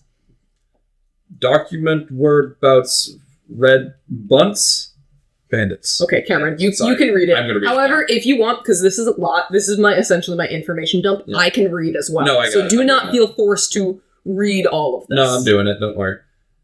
Documented whereabouts of red bandits. Entries from Bandits of the Red Valley by many authors, including Ustad Vishramani. The Bloody Sands. I encountered them in the Twilight Sands. A band of warriors, their eyes burning with the heat of the Mesaraki sun. They called themselves the Bloody Sands, a name whispered in fear across the Red Valley. Led by a towering Mesaraki monster known as Dushmatha. The group was arguably the largest in all of the valley for several years before the Brotherhood's downsize. At first, they claimed their violence was justified, a cleansing fire for the valley as they saw it.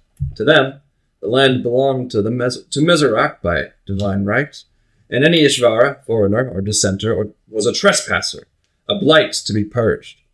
The only reason I live to tell the tales of these accounts is that I take after my late Mesaraki mother rather than my Ishvara father.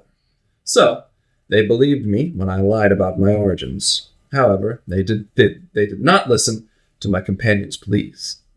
I watched as they butchered travelers and friends for being darker of skin. But the sands shift easily as power does.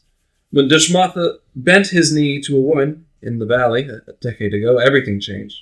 Once united in their cause of Mesaraki supremacy, the Bloody Sands fractured like glass. Some could not bear the shame of following a woman, especially an Ishvara one. They abandon him, slinking back into the desert to form scattered, bitter factions. Sexism, racism, All of the isms. all of the isms. I do not know if the Bloody Sands still roam the Red Valley as they once did, but I fear what they have become. No longer soldiers of Mezaraki glory, they are the knives in the dark, the reapers of a serpent's will under the bitch of the valley. Where they go, blood will always follow. Entry number 2, the Serpent's Eye. The Serpent's Eye was a relatively small but influential bandit organization that has gained attention for its recent push toward unifying disparate bandit groups across the Red Valley within the past few years. Under the leadership of a figure commonly referred to as the Bitch of the Valley, a monstrous woman named Nyoka the Venomous, who is known for holding more blades than she has hands, leads the organization that seeks to unify Bakasharian bandits who often operate independently or rival one another. Despite the rising notability of this bandit group, not much is known about the origins of Nyoka. Those who see her, despite a few lucky souls, usually do not live long enough to tell the tale of her.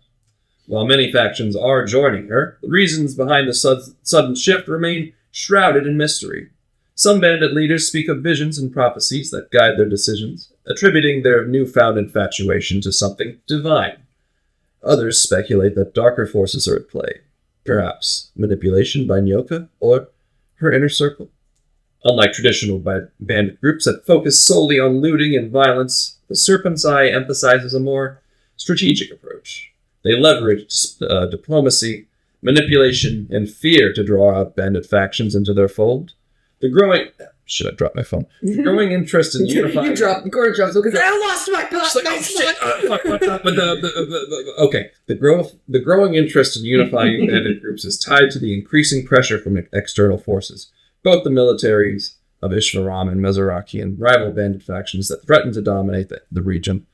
As raids and skirmishes have escalated, many bandit leaders have come to recognize the futility of their solitary existence. The fear of annihilation at the hands of more organized enemies has prompted a reconsideration of old rivalries. While their main goal is unity, the Serpent's Eye remains deeply rooted in their bandit traditions. They still engage in robbery and assassination, but these acts are often framed as tests of loyalty or sacrifices to Bakashar. Nyoka leads her followers in blood rites to mark their commitment to their cause, and her members bear tattoos that symbolize their allegiance to both Bakashar and herself. I mean, sounds like we should kill her. She's got a 50,000 gold pieces bounty. Sounds But like that. Sounds like we should kill her. You could get like a bunch of that, though. Yeah, That's true. you could get like 7 of them. Yes. Is this Black Crescent also part of it? Yes. Well, this is the Black Crescent, which was the name of the bandit Yes. group that you found had killed another bandit. The one that was like on the side of the Correct, road, where the yes. harpies were. That's right. The Black Crescent, known as the Ghosts of Caledon in rural regions, is a secretive faction of rogue enforcers and vigilantes who have distanced themselves from the political and legal institutions they once served. Unlike the brutal bandits of Bakashar, the Black Crescent does not worship the Red God. They do not engage in looting, extortion, or random violence. Instead, they view themselves as enforcers of true justice, targeting those they seem guilty of severe crimes. Corrupt officials, power-hungry nobles, banditry, and those who prey upon the weak. The Black Crescents strike like ghosts in the night, often leaving behind cryptic symbols or messages that recount their victims' transgressions. Each execution carried out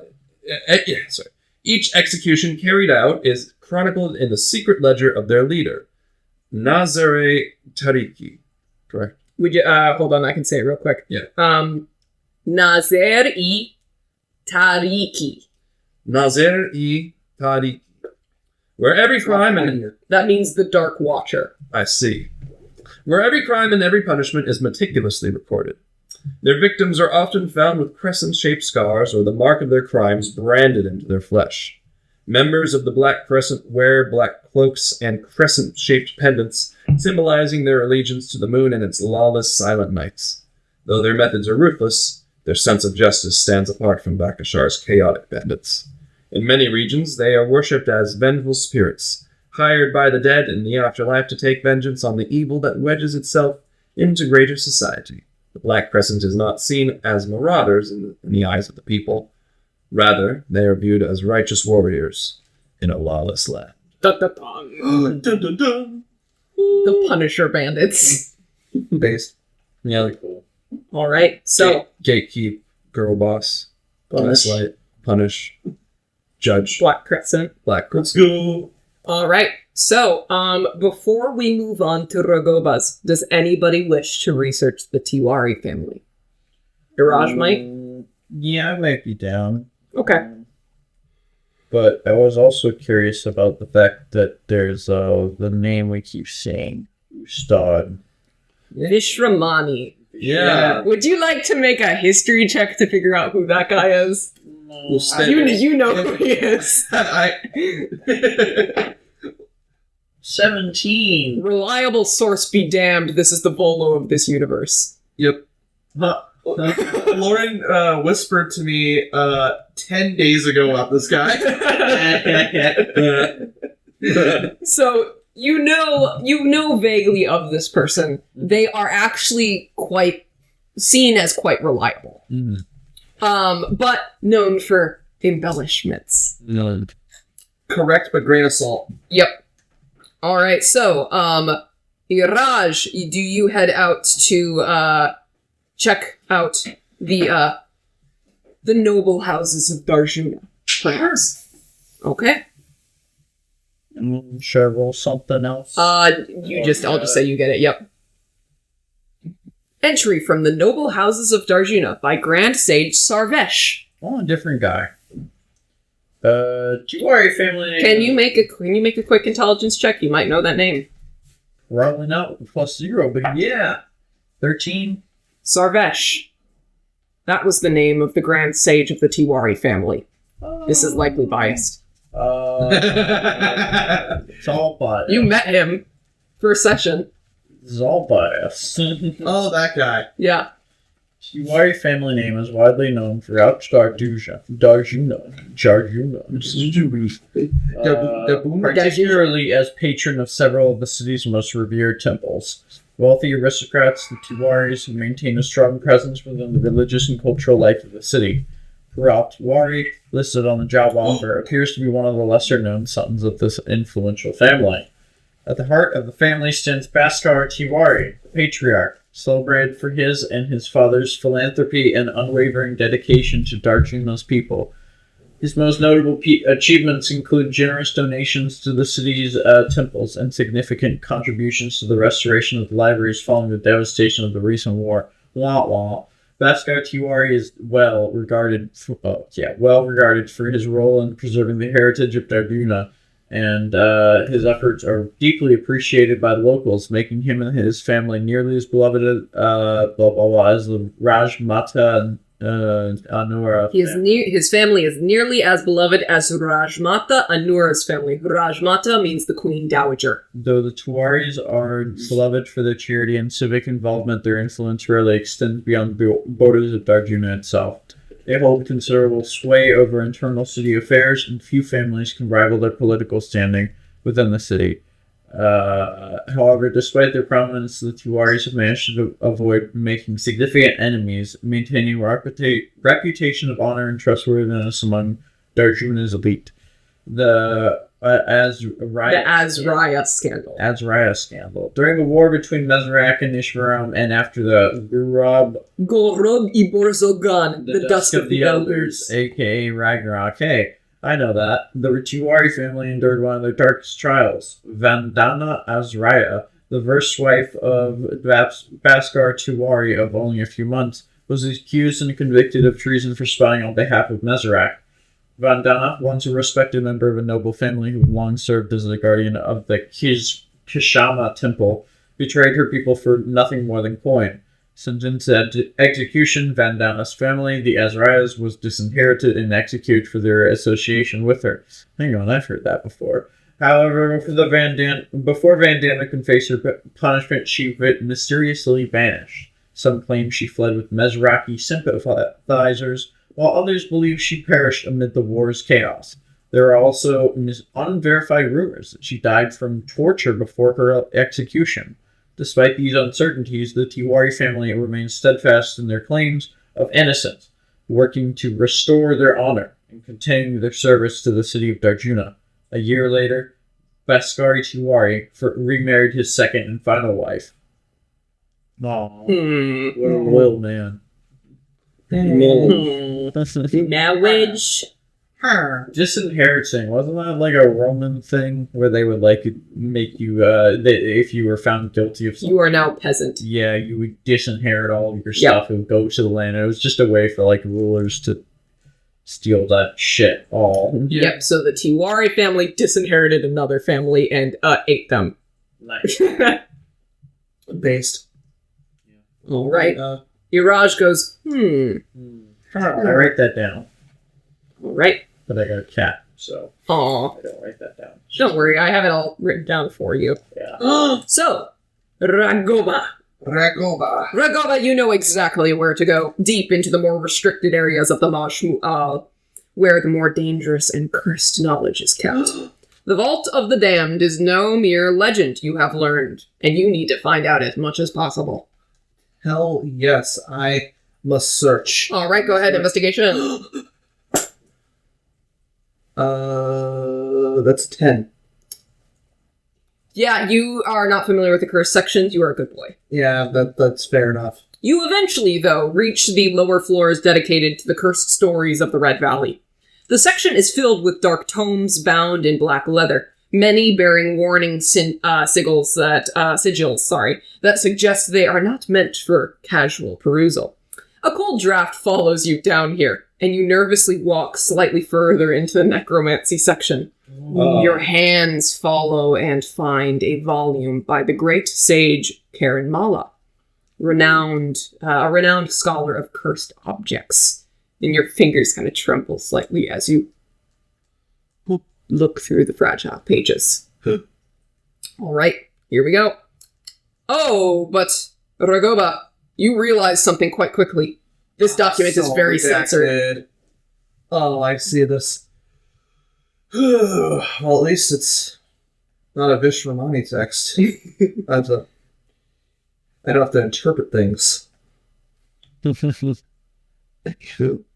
Journal entry. The Vaults of the Damned. Entry from the Cursed Stories of the Red Valley by Grand Sage Karanmala. Karanmala, yeah. Legends of the Vaults of the Damned speak of horrors sealed within small puzzle boxes, artifacts of great power, and curses that defy the natural order. The origins of these vaults are shrouded in mystery, but scholars suggest they were designed as soul cages, arcane constructs that trap the spirits of the living and the dead. Soul cages are rare and feared for their ability to imprison a being's essence, preventing their release to the afterlife. Few have ever seen such a device. Yikes. And fewer have still lived to tell the tale. Yikes. Double yikes. The first of such, redacted, was discovered in redacted, but details are classified beyond the reach of the common man. The Vaults of the Damned are believed to contain these soul cages, redacted, locked away by an unknown hand. Interestingly, the origin of these vaults appear to be drawn from old forbidden redacted texts, which describe arcane rituals and devices that vaguely resemble the brass vaults. This suggests that the creator of the vaults scattered throughout the valley had access to long lost knowledge forbidden by the kingdoms of Ishvaram. Meserak reports similar findings, as necromancy is also forbidden practice within their borders. You think back to the necromancer you met yesterday. Some researchers think that a creator could be a rogue mage or a cult trying to harness the essence of powerful entities, using the vaults as tools for dark purposes. Redacted writing showed devices that could also siphon magic from artifacts into sword devices named Redacted. The Redacted recovered from the first excavation, and Redacted reveals Redacted. Currently, there are known to be approximately redacted vaults. Redacted are accounted for by the Republic of Meserak and the kingdoms of Ishvaram. The remaining are scattered throughout Mesarak, Ishvaram, and the Red Valley. However, only the foolish would seek them out, and only the damned may find them. Well, I suppose I'm foolish and damned already. Right. Well done. Ragoba, as you flip through these pages, you hear the whistle of a bird above you. It doesn't startle you, because at first you think that your majesty, as usual, has flown in through the top. However, your eyes flick upwards. And up there, perched atop the towering bookshelf, like a silent predator, stands a Rakshaka. Its green bronze mask is shaped like a falcon head. Its beak shines in the soft light. Rakshakas are not meant to interfere. They are silent watchers, protector of the library and Ishvaram's secrets. This one's gaze is solely fixed on you, Ragoba. Careful what you seek, wizard. Necromancy is illegal in Ishvaram, as you already know. The Rakshaka are not supposed to talk unless something is amiss. Well, I wasn't planning on doing necromancy. There's nothing illegal about reading it. I just like knowing about, what kind of people are into fucked up things. I'm doing an insight check. Sure. Yes, why are you reading the book titled How to Make Methamphetamine? Insight check, that is an 8. The voice seems to be, behind the mask, seems to be one of a younger woman. As I understand, Rakshaka aren't supposed to be very vocal unless something's wrong. Am I doing anything wrong here? Well, the scrying eyes don't like seeing lips move in the library. They can read them, and you see their heads snap to a floating humanoid mask down the hall, hovering about 20 feet away, its empty eyes fixed on Ragoba. Perhaps you should cover your mouth so they can't read your lips.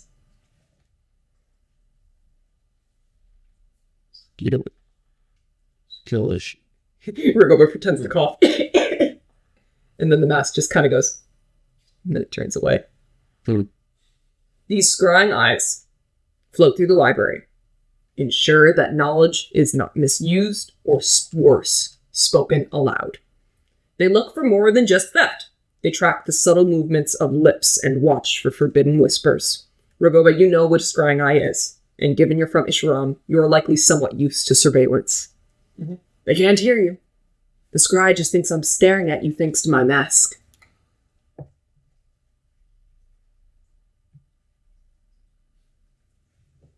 Well, this is atypical. Are you even a Rakshaka?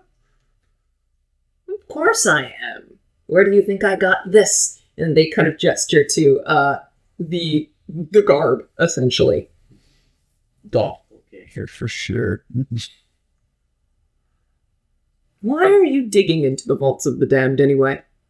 Most normal people believe that even thinking about necromancy is a sin after the Goro Bibor Sogan.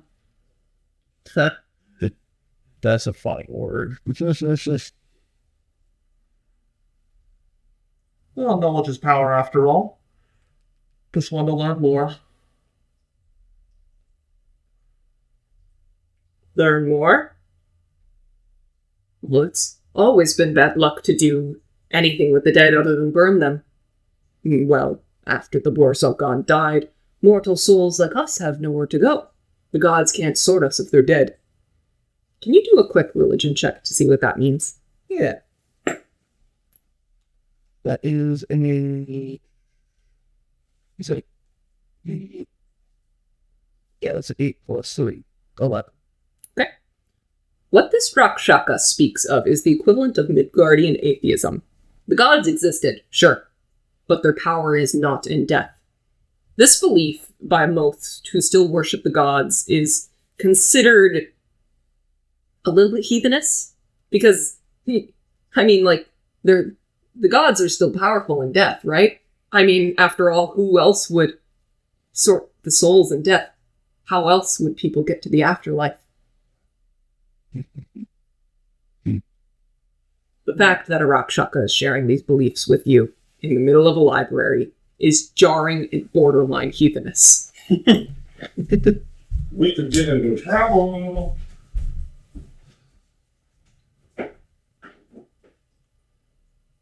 And so, why are you engaging in conversation here, then? I told you. I like to know people who are into fucked up shit. So just a weirdo. They call me Rakshaka Shaheen. Well, Shit. She points to her falcon mask. Shaheen means falcon. yeah. Well, I think it's probably fucked up to stare at people doing fucked up things, so. In good company. I'm in good company. There we go. There you go. It's my job. But you still really haven't answered my question. You walked straight here, as if you were looking for it.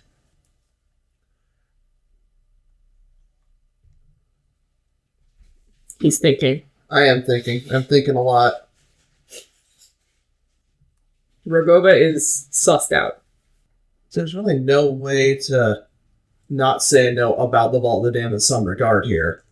So I'm trying to think on how I'd say that and not be the sussiest motherfucker around, or outright say, "Yo, I found one." Benz, do you trust this rogue Rakshaka? Not really.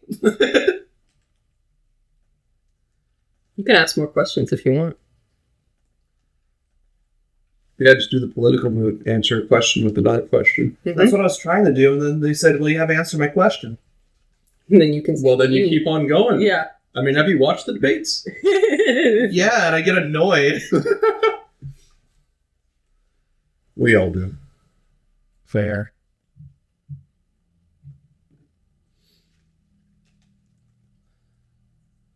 You know what? Yeah.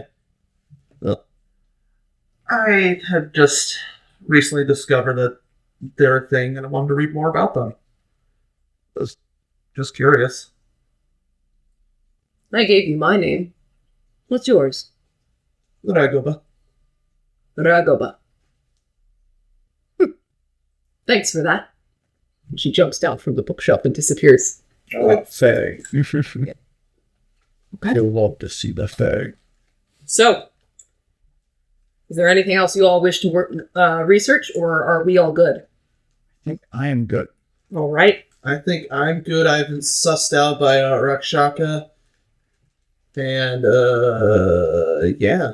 I learned about the big players, and that's most of what I wanted to know. Yep, there we go. All right, so we're going to take a little bit of break here, and we'll be back in a couple minutes. All right, everybody, we are back. I died. Would you all like to reconvene after you bring Ragoba back, that is? Yeah. Yeah, the Rakshaka actually came back and shoved you into the pit. And you're gone. That's how you died. Rip. Yeah. Oh, this is how you still die. Anyways, no, you're fine. So you all do eventually meet after many, many hours. I'll say arguably like you spend all day here. And do you all eventually, do you all want to talk on your walk to the Mercenaries Guild, or are you wanting to go get another drink? What's the plan here? Or is anybody panicked to share information? Would you rather do it somewhere private? Given this place is known for their Loose surveillance. Yeah. And everyone's being watched. Mm-hmm. Yeah, Well, that was a good day of learning, friends. Let's go drink. Gordo, yeah. are you okay? He's trying to be relatable. Sure. I agree with the whole plan. That was just a weird way to say it. Okay. Yeah. Let's I read 5 pages. Yeah. Your head hurts. My head hurts. It was a lot of reading. It's incredible. There's so many pages here. I only read 5, and I feel as if I've learned more than I have in my entire life in one day. You read 5 books. No, 3 books, but only a couple pages of each. My head is in much pain. All right, that went from fairly impressive to, I'm glad you learned, buddy. Ragoba went through at least like 24 books to search for stuff about the Vault of the Damned. Like your head actually hurts from researching. So Yeah, hearing that makes you mad. There's the redacted page. Like Yeah. that's like That's all- so much golden ink. That's Mhm. all you got. Well, I'm like, I found actually quite a bit about the Dobilu, the doppelgangers. No, right here. Loose tongues. He pulls up his cow for like the desert. It was just like, can I do this? Does this work? Everybody knows you're not allowed to talk in a library. We're not. I thought we did love. They are leaving as we speak. So I'll say that they're like handing back your items, and so every once in a while, Ragoba's just like, shh! And then you walk up to the TSA people, take back all of your West stuff, Yeah. and then like you keep moving, and then the conversation starts up again, and then Ragoba goes, shh, just quiet! Every once in a while, Your Majesty goes, shh, quiet! Just not even when it's necessary. Didn't see anything. Alright, so at this point you have been all given back your items and you are walking back to either Ragoba's establishment or the inn. Party of my plans. Let's go. Hey, yo, girl, come back to my place. I'll say that you guys remain somewhat mostly silent on the walk back, kind of all worried, like, oh, what did everybody learn? Especially given the Masarakis here are like, why aren't we allowed to say it out loud? How bad was what you found? Yeah, I thought this was like free information. I thought we could discuss this openly. Why can't we? Ragoba, and you know better after that interaction, the Rakshaka. Can you do a perception check, making sure you're not watched? Yeah, I would love the perception. 9. You're not. You're lucky. Am I? Nope, you wouldn't know. You wouldn't even think about it. All right. I wouldn't even think to look for someone falling on us. Don't worry, guys. You hear the sound of many boisterous voices and instruments as you make your way back into your home, Ragoba. Stealth check. Oh man. I 16. 16, that's good. All right, stealth check. Gordo, you're avoiding the landlord. Avoid the You're piss avoiding the lord. landlord. Don't be seen. Don't be seen. It's at 8 plus 5. Oh, okay.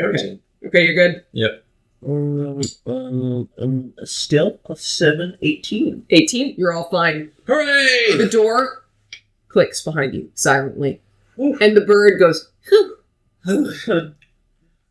All right. Well, Opened it. what you were all saying.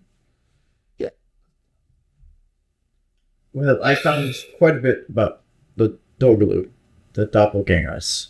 There seems to be quite a bit written about how they seem to be devoted to the blood god, Bakashar.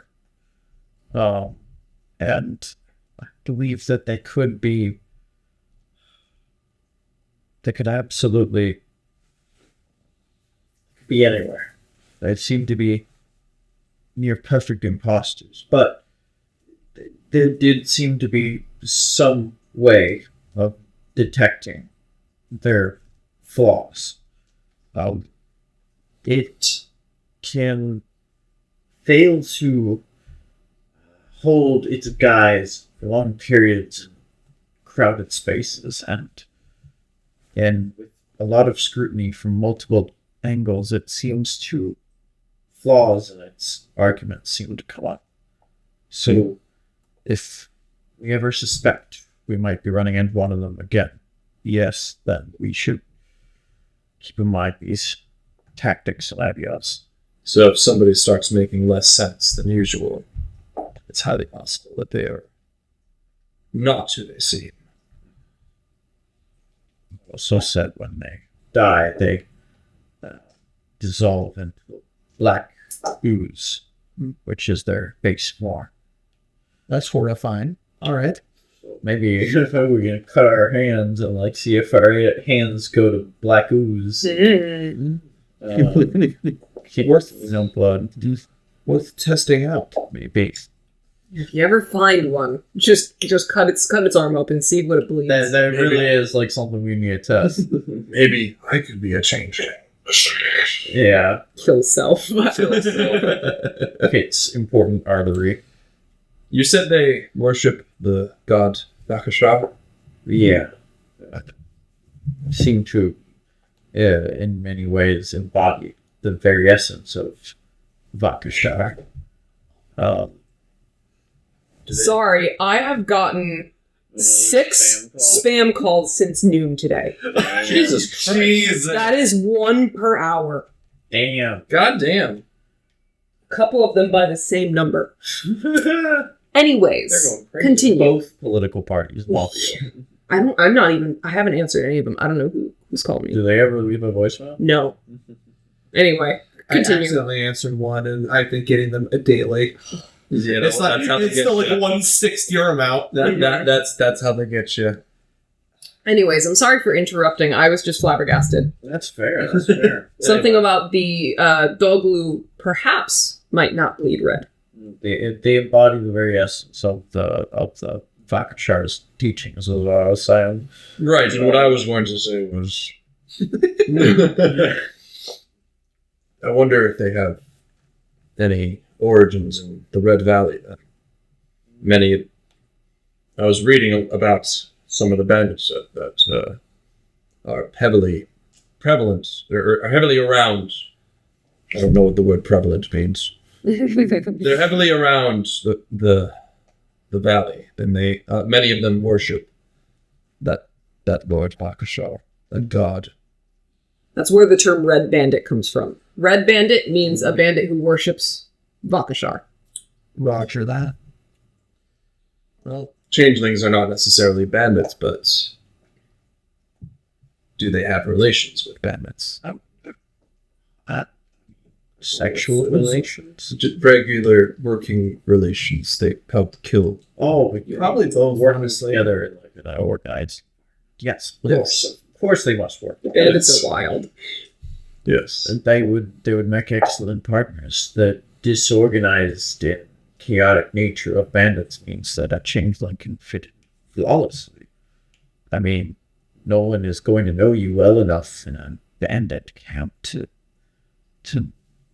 pick up on the change in the best. Yes. And I mean, as long as it serves their goals to.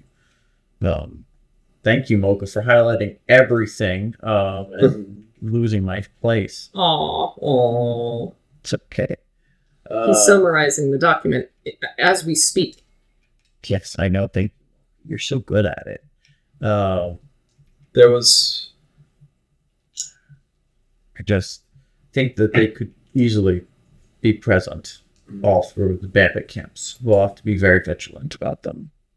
In my time in the valley, I do not remember identifying a single one. But what do I know? They seem to be able to perfectly mimic memories and their faces of others. So it could be that they just you aren't able to tell the difference until it's too late. It's possible we have all interacted with a doppelganger without realizing it. And we most likely have all done so before as well. We'll need to check the landlord. All of that stomping you hear in the background is the gnomes partying. Damn, those gnomes know how to party. Those gnomes do know how to party. Good luck finding him in that. This is So, yeah. That's sorry. I learned about many of the bandit groups, or at least 3 of them, that are particularly around, but we already knew about a couple of them, the Black Crescents, the ones who killed that one poor soul on the side of the highway. Judges, they claim to be almost like the police of the lands. They dictate what is good and bad and kill based off of that. You also have groups like the Serpent's Eye, who absolutely worship Vakashar, and are led by a lady known as the Bitch of the Valley. Oh, isn't that the lady who's got the bounty on her? Yes, Nyoka. Oh, well, she probably wouldn't be missed much if we were to ever encounter her. Yes, but if we should ever encounter her, we must be prepared. Not only is she notorious. I keep fucking saying big words. damn It's it. okay. It's okay. You can be eloquent and not know what it means. Sure, yeah. Yeah, He that's just high pretends to use- charisma He for pretends to use big words, yeah. Yeah. Hey, sometimes I just like gamble on a big word. It's fine. Yeah. I do that all the time, growing up, especially. That's how you enhance your vocabulary. Exactly. Not only is she well known amongst the people for being vicious and deadly, she's got a whole army of bandits that are equally as deadly following her. You don't know. We wouldn't know what we're dealing with if we must face those consequences. Even if we do win, what comes next? Yeah. There's also, of course, the Bloody Sands. They claim to be cleansing fire, but really they're just pushing their own agendas as any mammoth would. They all claim to worship that which is right, but they seem to all have different ideals and desires. Mm-hmm. A bunch of oxymorons, if you will. Shark dolls. Yes. Well, I'm I'm putting a hand over my mouth as I'm saying this just to be safe. Well, I found out that there are some number of vaults made by some people somewhere. and not much more. They contain the souls, alive or dead. Of who or what? Anything, anyone. Oh, But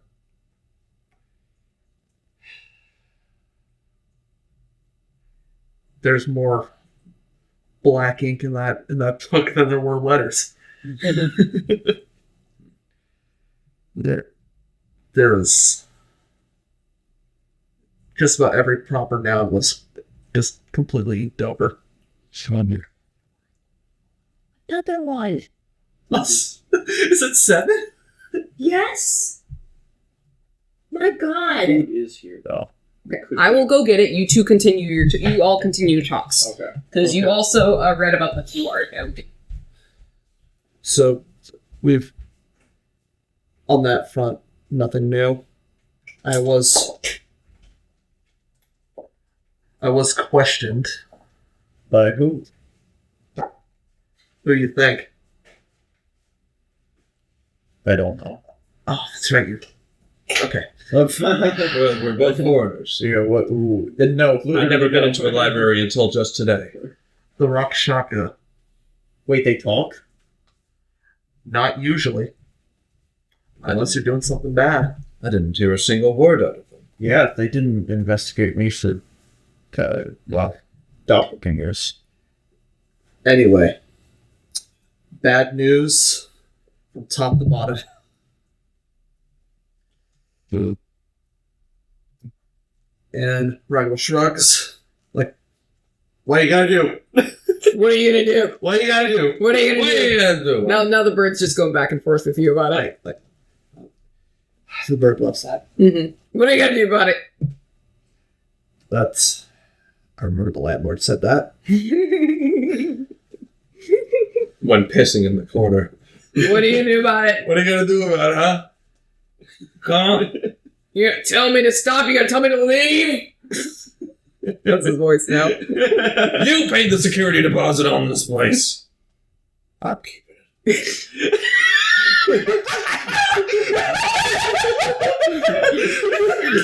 Evil. Landlord. That's so fucking canon. Delivery was That's so canon. Okay. Anyways, let us continue. Oh my god. Was there anything more you all wish to discuss? Because from the looks of it, we discovered quite a bit about the bandits, quite a bit about the dog loot. Nothing about the vault. Yeah, no, Except sus. nothing that we already knew other than it's extra sus. Both sides think it's sus. Yeah. The Tawari family seems to be quite the less family. I mean, they've rose to prominence, but they apparently disinherited another family, took all of its land and its earnings for its own, and that the head of the family, the patriarch, Bascott Tawari, married to another family after that. So, Ragoba, make a history check. I didn't know you could marry that many times. Oh, that's Dirty 20. unironically not as uncommon as you think. Okay.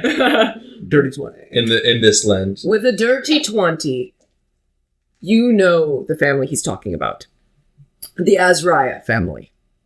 They were protectors, a very, very well-loved family who protected the temples of Kashama, the ones you go to pray.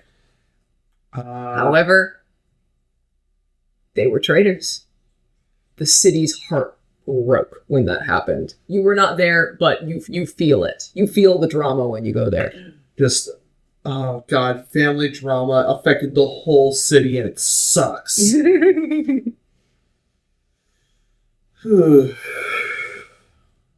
Though, depending on your opinions of Darjuna and Ishvaram, you may be privy to either believing or disbelieving the matter in which she disappeared or died. Gotcha. Right? Now, for the rest of the night, do you all wish to go to the Mercenaries Guild, get the heck out of here, or do you wish to sleep? I think we should sleep. We should sleep. I don't know why we're in a rush. I don't know why I'd be in a rush. Sounds good. I think your place stinks. But yeah, we should sleep. Okay, so everyone can go ahead and take a long rest. Yeah. Once you guys get to Rukesh, it is going to be... You guys are going to have a fight at the Red Stage, if you don't That's remember. right. No, I remember. Yeah, that'll be next session. Woo! All right. Let's fucking go. So, everybody wakes up. You sneak out of the of Ragoba's living space. Will you do another spell stuff there? No, because he's passed the fuck out. You see a gnome in the hall, face down, they're facing a pile of drool. What the hell? Hold on, guys. I gotta make sure he's not dead. Just check his pulse. Medicine check. There's many layers there. 18 full stuff. He'll be fine. Should I like put him in the recovery position? So Yeah, yeah. That's That's probably smart. Yeah, so I do that. I think the 18 medicine's sufficient. All he does is just go... We have 10 seconds. Run. Ragoba with your... not Ragoba, Raj with your sharp ears, you can hear him vomit. Oh Don't look at that. Just don't look at that. No, look, I'm not. I got clean that when we get back. Get out. He won't. The Mercenaries Guild! Inside, the guild hall is dimly lit, with thick beams of wood supporting a low ceiling. Several bulletin boards line the walls, crowded with postings of jobs ranging from a simple protection to hunting down dangerous criminals.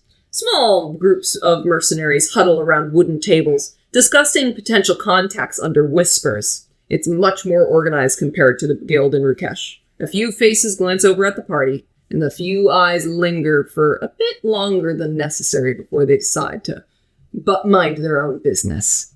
Now, here, it's not smart to boast about what you do, what jobs you're taking. You must whisper. Okay. Wow.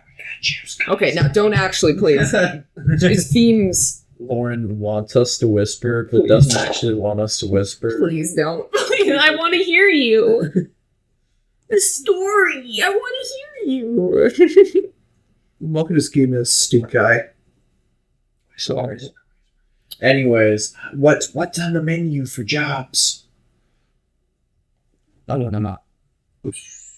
Just is all just what's up on the job board. So I haven't put anything up because this is quite literally just a one-time job you guys are going to go across. I'm going to put it up later. But here's what you see. There is a guard duty for a local merchant caravan heading to Rakesh. 10 gold pieces each for the work. It sounds reasonable, reliable, boring. That's what you're looking for. Yep. Oh, Perfect. I forgot to mention that I am stashing money at my place. Yes, of course. And would you like to tell everyone where you stash it? Yeah. Didn't we agree it was a vault in the in the floorboard? In the floorboards under your rug. Exactly. Ragoba explains his landlord has stolen money from him before. I see. That does not surprise me. It's like, dude, why don't you just move out? It's like, I don't know. I've never really lived anywhere else. Oh. I don't know. He has such a way with words when I give him my 30 Yeah. days notice. He always manages to convince me to stay another month. He says he'll give me 3 free months, and I do stay, and then he steals all my money during those 3 months. Yeah. Just too oblivious to understand abuse. Yeah. All right, so as you all are browsing these postings, though, before you decide on anything, a young gnomish guild worker with wild curly hair emerges from the back room carrying a freshly inked bounty poster. She stretches it against the wooden surface with like a little tack and just kind of like hammers at it and secures this bounty in place. But as they snap back to review their work, their gaze shifts at Gordo. Then they look back at the poster. Back again.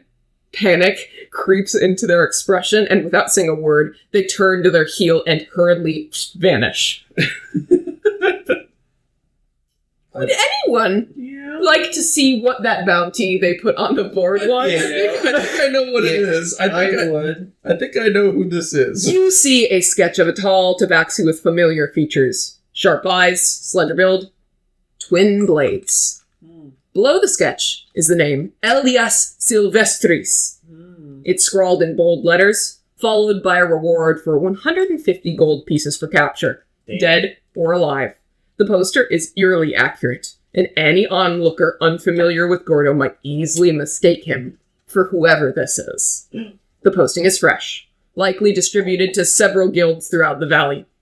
Whatever trouble this Elias has found himself in, it's made its way to Darjuna.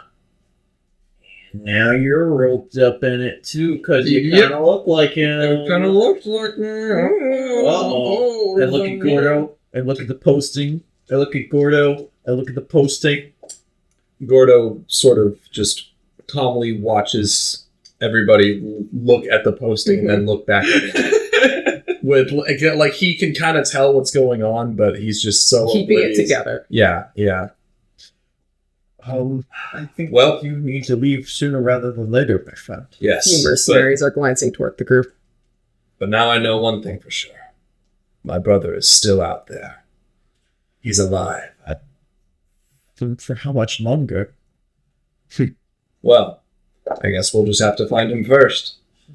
I thought his bounty would be higher. Before you can discuss further, the back door creaks open again. This time, it's not the nervous gnome that appears, but 2 figures draped in long, white robes. Their faces are obscured by the green-brown masks, featureless except narrow slits where their eyes should watch from beneath. These are some more rakshakas with animal masks. Their presence is a sign that the situation has escalated. The gnome trails behind them, keeping a safe distance, wringing their hands nervously as they look over the rakshaka's sides. They whisper something to the guards. Perception check if you'd like to hear it. Yes. Yes. Yes. I'm listening. Dirty 20.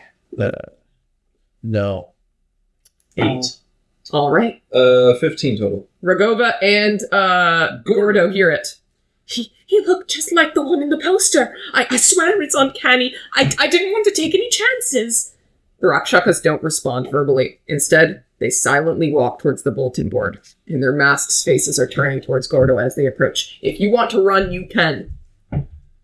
It'll make me look a hell of a lot more suspicious, but I assume there will be a fight if not. So, fucking, let's hightail it. One of the Rakshakas with a wolf mask raises its hand, signaling for you to step forward. Their presence is unnerving. He then points with his other hand to the bounty on the board. Mm-hmm. They say nothing but stare. You may... Try to think. Yep.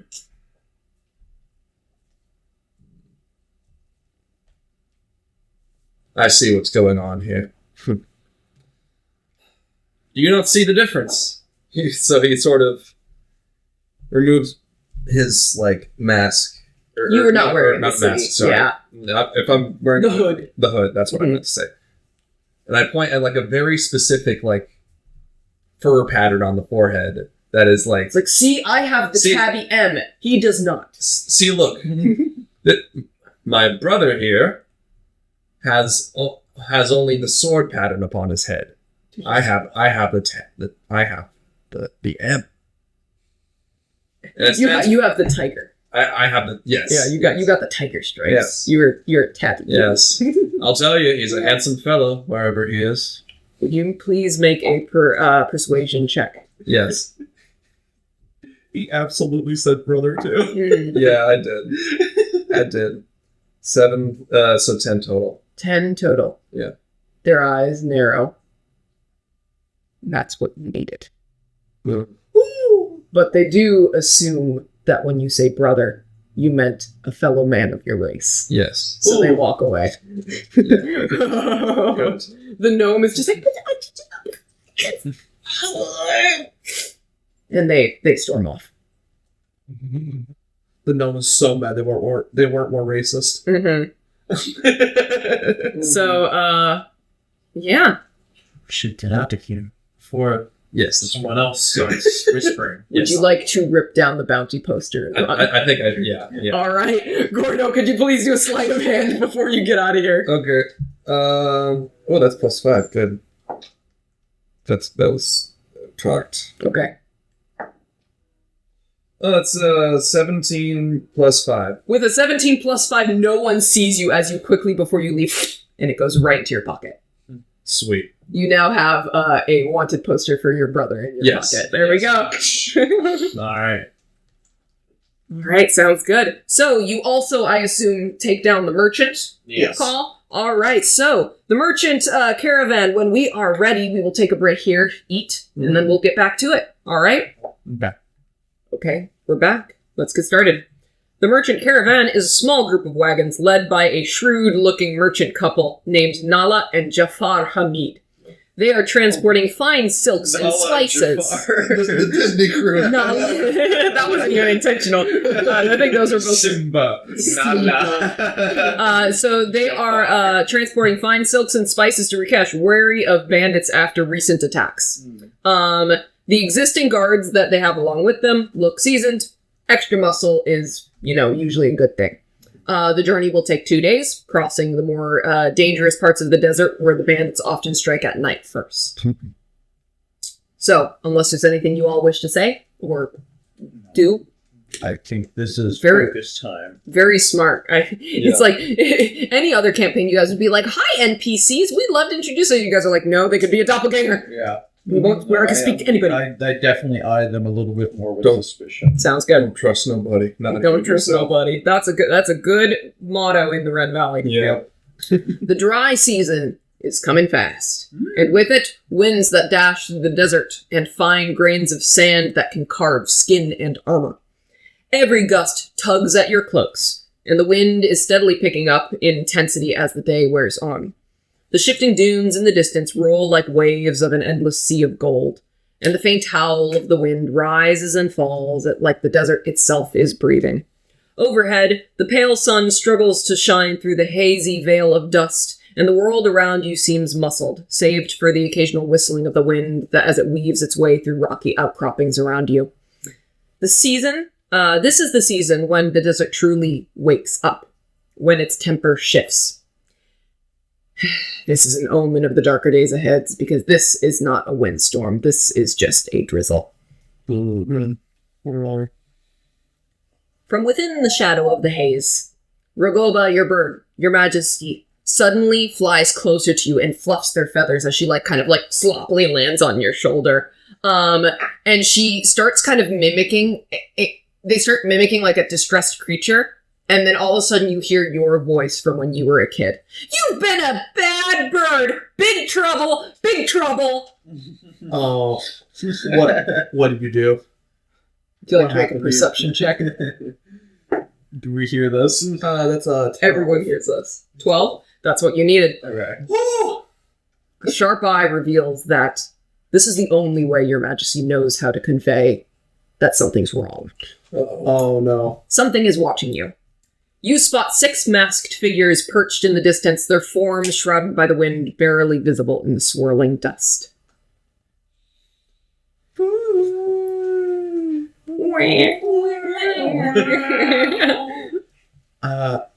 Half dozen over there. That's it. Well, can I look in that direction and do a perception check? Go ahead. I'd like to. As well. 21. Yeah, you see it. 17. You all see as 4 Rakshakas, sorry. Rakshastas are demons, Rakshakas are protectors. Very different. Very different. 4 Rakshakas stand silently on the cliffs, their white cloaks stained red by the wind-blown dust. Their silhouettes appear ghostly as the wind whips around them and their cloaks begin to blend into the desert landscape. You hear a voice before you can see it. We have questions for you. At the forefront of the path, a figure materializes out of thin air, stepping through the dust as his hood is pulled back. The faint shimmer of magic fades around him as he steps forward, revealing a middle-aged tiger tabaxi with striking golden eyes. Ragoba. He just dismissed the invisibility spell. He is 20 feet in front of you. Honesty is the only currency that will save you from the burn of Shamshira. What? The Rakshakas flick their wrists, and iron metal gauntlets spike on their knuckles. Yeah. The Ustad's flowing navy cloak, emblazoned with symbols of the library, billows behind him as he lowers his hood, fixing his gaze on the Ragoba. Uh-oh. Ragoba Vyas. I must speak with you. What's going on? Well, I start walking towards him. I go, what? Raj is What did very confused. The other white-cloaked figures flank the group silently, their animal masks concealing any hint of emotion. They form a semicircle around the adventurers, effectively cutting off any escape. The caravan as well is also panicking, oh shit, the cops following us out of here, what's going on? You know? I have my bow drawn and just not notched, but just drawn in case. Correct. Now, Ragoba, I'm going to ask you to make another perception check. That's 19. One of the Rakshastas, or Rakshashakas, sorry, in surrounding you has a falcon mask. Listed on the official records of the Mercenaries Guild, Purav Tiwari was escorted across the valley by 6 names of mixed origins. Iraj, Ragoba, Rostin, Tarun, Vishal, Zubin, and a figure named only Gordo. Recent records mention these 3, Iraj, Ragoba, and Gordo, working alongside one another. Answer truthfully. How and what do you know about the vault that you were hired to escort across the valley by Bhaskar Tiwari? What was its fate if it reached Rukesh? So, when we were originally hired to do that job, we were under the impression that we were to escort Purav Tiwari and a package which we were told was a peacock, right? led to believe there was a people. Led to believe it was the peacock. Barav was acting very, very, very suspiciously in a way that may have gotten us all killed. We weren't sure we were doing mercenary work. He had that on him, a vault, and we simply did not know what it was. Upon finding out, we simply completed the delivery to the intended subject, as directed by Paravtuari. So you're saying it reached the Satrap and Sardar successfully? Yes. Correct, right? Yes, yes, yes, it did. Make an appropriate charisma check, because it was then stolen by doppelgangers. Oh, I forgot about that. Well, That's when you can go, wow! And you can add more if you wish, or you can make it. I will. Okay. Alright, well, we completed the delivery, and then afterwards, it was stolen by a doppelganger. No clue. Speak plainly of what happened.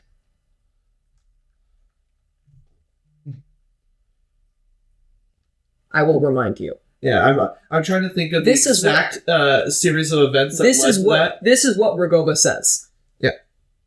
When we arrived at the Sardar's office to turn over the vault, Yes. there were 3 scholars in the room. Yes. It was revealed upon another employee's entry to the room that there was a doppelganger in the building, Yes. because they had apparently seen or already checked in the Sardar before he showed up. Gotcha. Of the 3 scholars, one was killed under suspicion, one of the scholars. 2 escaped with the vault as they were supposed to. 1 was found dead, and the doppelganger escaped with the vault. Gotcha. I had only forgotten, like, I knew that all that happened, I just forgot why. Order. Yeah. So that is what I tell them. I am being honest because this is the fucking KGB. Yeah, that's very smart. They nod their head and say, "Thank you, Ragoba." And they begin to kind of like turn their head a little bit. You know, it is normally uncouth to ask them questions. Only they ask questions, but now would be your opportunity. It's uncouth to ask the KGB questions. I ain't asking the KGB questions. This is my culture. Fair enough. So here is what he will say. Your involvement with the vault has led to a Tiwari son being taken as political prisoner, whether by choice or ignorance. I pray for your sake that it is ignorance. The wind gusts harder, and he pulls his hood over his head and mutters something under his breath. And then, as the hood is pulled, he goes invisible. Can I try to perceive what he said under his breath? Go ahead. All right. No. No. That's a 6. You do not know. Gee, I wonder if he just cast the invisibility spell again. Yeah, that's probably what he did, right? Oh, maybe he's saying like, dumbass. You gave them a nuke and a political prisoner. Dumbass. I know you're just doing your job, but fuck. He raises his hood and vanishes, and the Rakshakas in the hill turn away to leave, without anything more to say or ask. Ragoba knows the less they speak.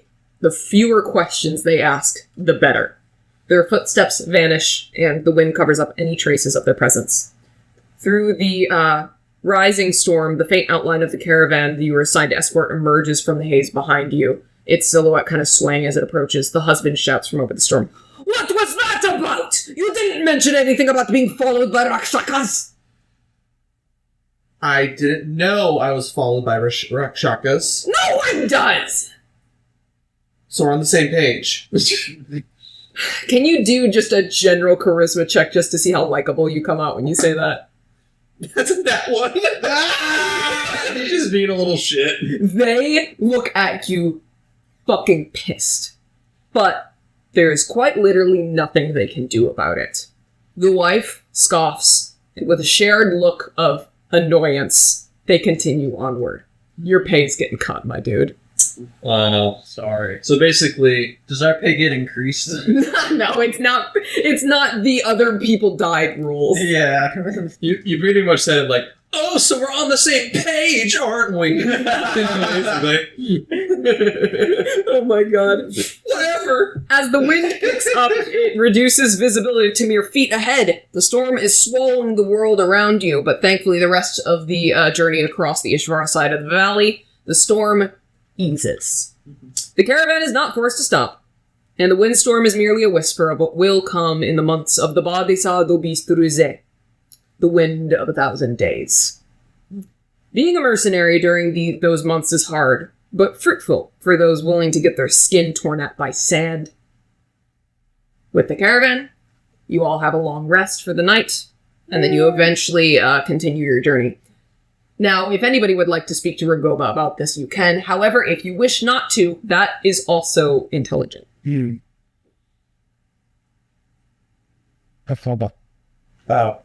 What did they ask you? They questioned me about the parabola. What I mean, why do they care? Why did they track us down all the way out here? Probably because look. They Probably because he what? hold on, I'm getting back to that. They have eyes and ears everywhere. Go into the library and researching what I researched. Flag me. They can do that just for you walking around inside their free library? Well, if you go straight to the curse section. So, I mean, they didn't question us, guys. So, I guess it's just you they were suspect about in the vaults. How did they... I mean, you told them what happened? I told them everything, top to bottom. Even the embarrassing stuff. Yeah. But Just making sure it's by the book, even if the book isn't great. I mean, what would have happened if you had told him? Or Probably had not told him? Probably disembowelment. You saw those spiked gauntlets. They would have fucked you up. True. How about this? Let's do fun. Everyone do a history check. Who would win? A Hunar or a Rakshaka? 10. 10? Oh, you know exactly who will win. 9. 9? 18. So, Ragoba, clearly the Rakshaka will win. Combat. You say clearly the Hunar would win. Obviously. Gordo, you know that the Hunar are strong warriors, but they are slow. Star Trek, Star Wars, Stargate. Who'd win? Borg Cube or Death Star? Yeah, it's Only essentially. be able to destroy one Borg cube, maybe 3 at most, and then the Borg would adapt to it.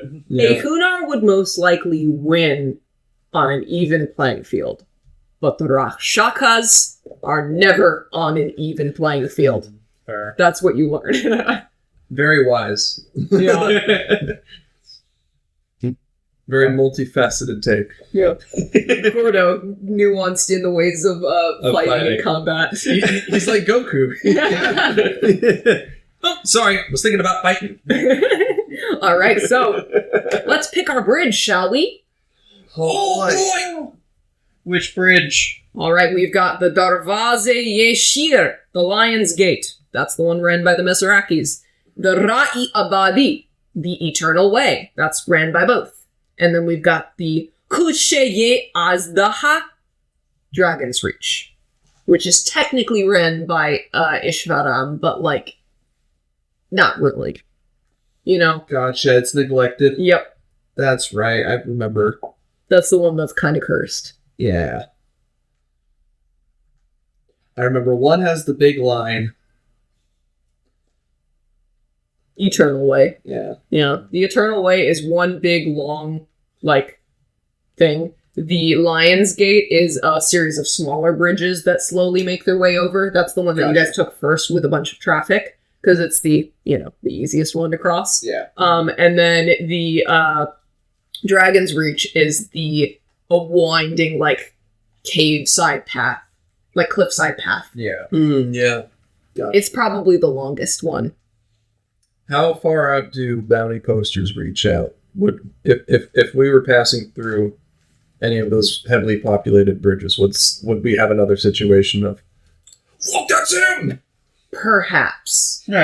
But you're too smart for that. You got your mask on. Sure. Yeah, you'll be fine. Okay. As long as you keep your head low. Yep. Smart. Cool.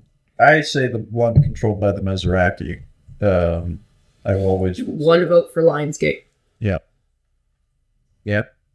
I have no strong preference either way. Ed, do you want to be a contrarian? They're not going to listen to me. We're going to Lionsgate. Okay, sounds good. They already don't like me. Lionsgate. The road is busy, filled with merchants, soldiers, pilgrims moving between lands. This bridge is by far the most popular. While it is technically the safest of the bridges from bandit attacks, the chaos and traffic can lead to more concealed petty crimes.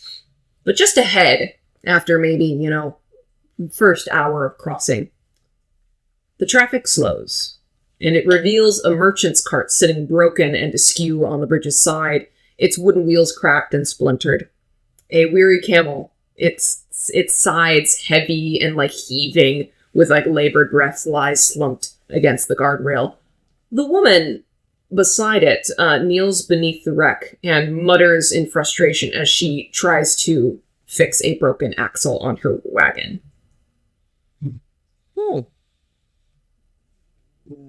As you draw closer, the woman calls out. Her voice is strained with desperation.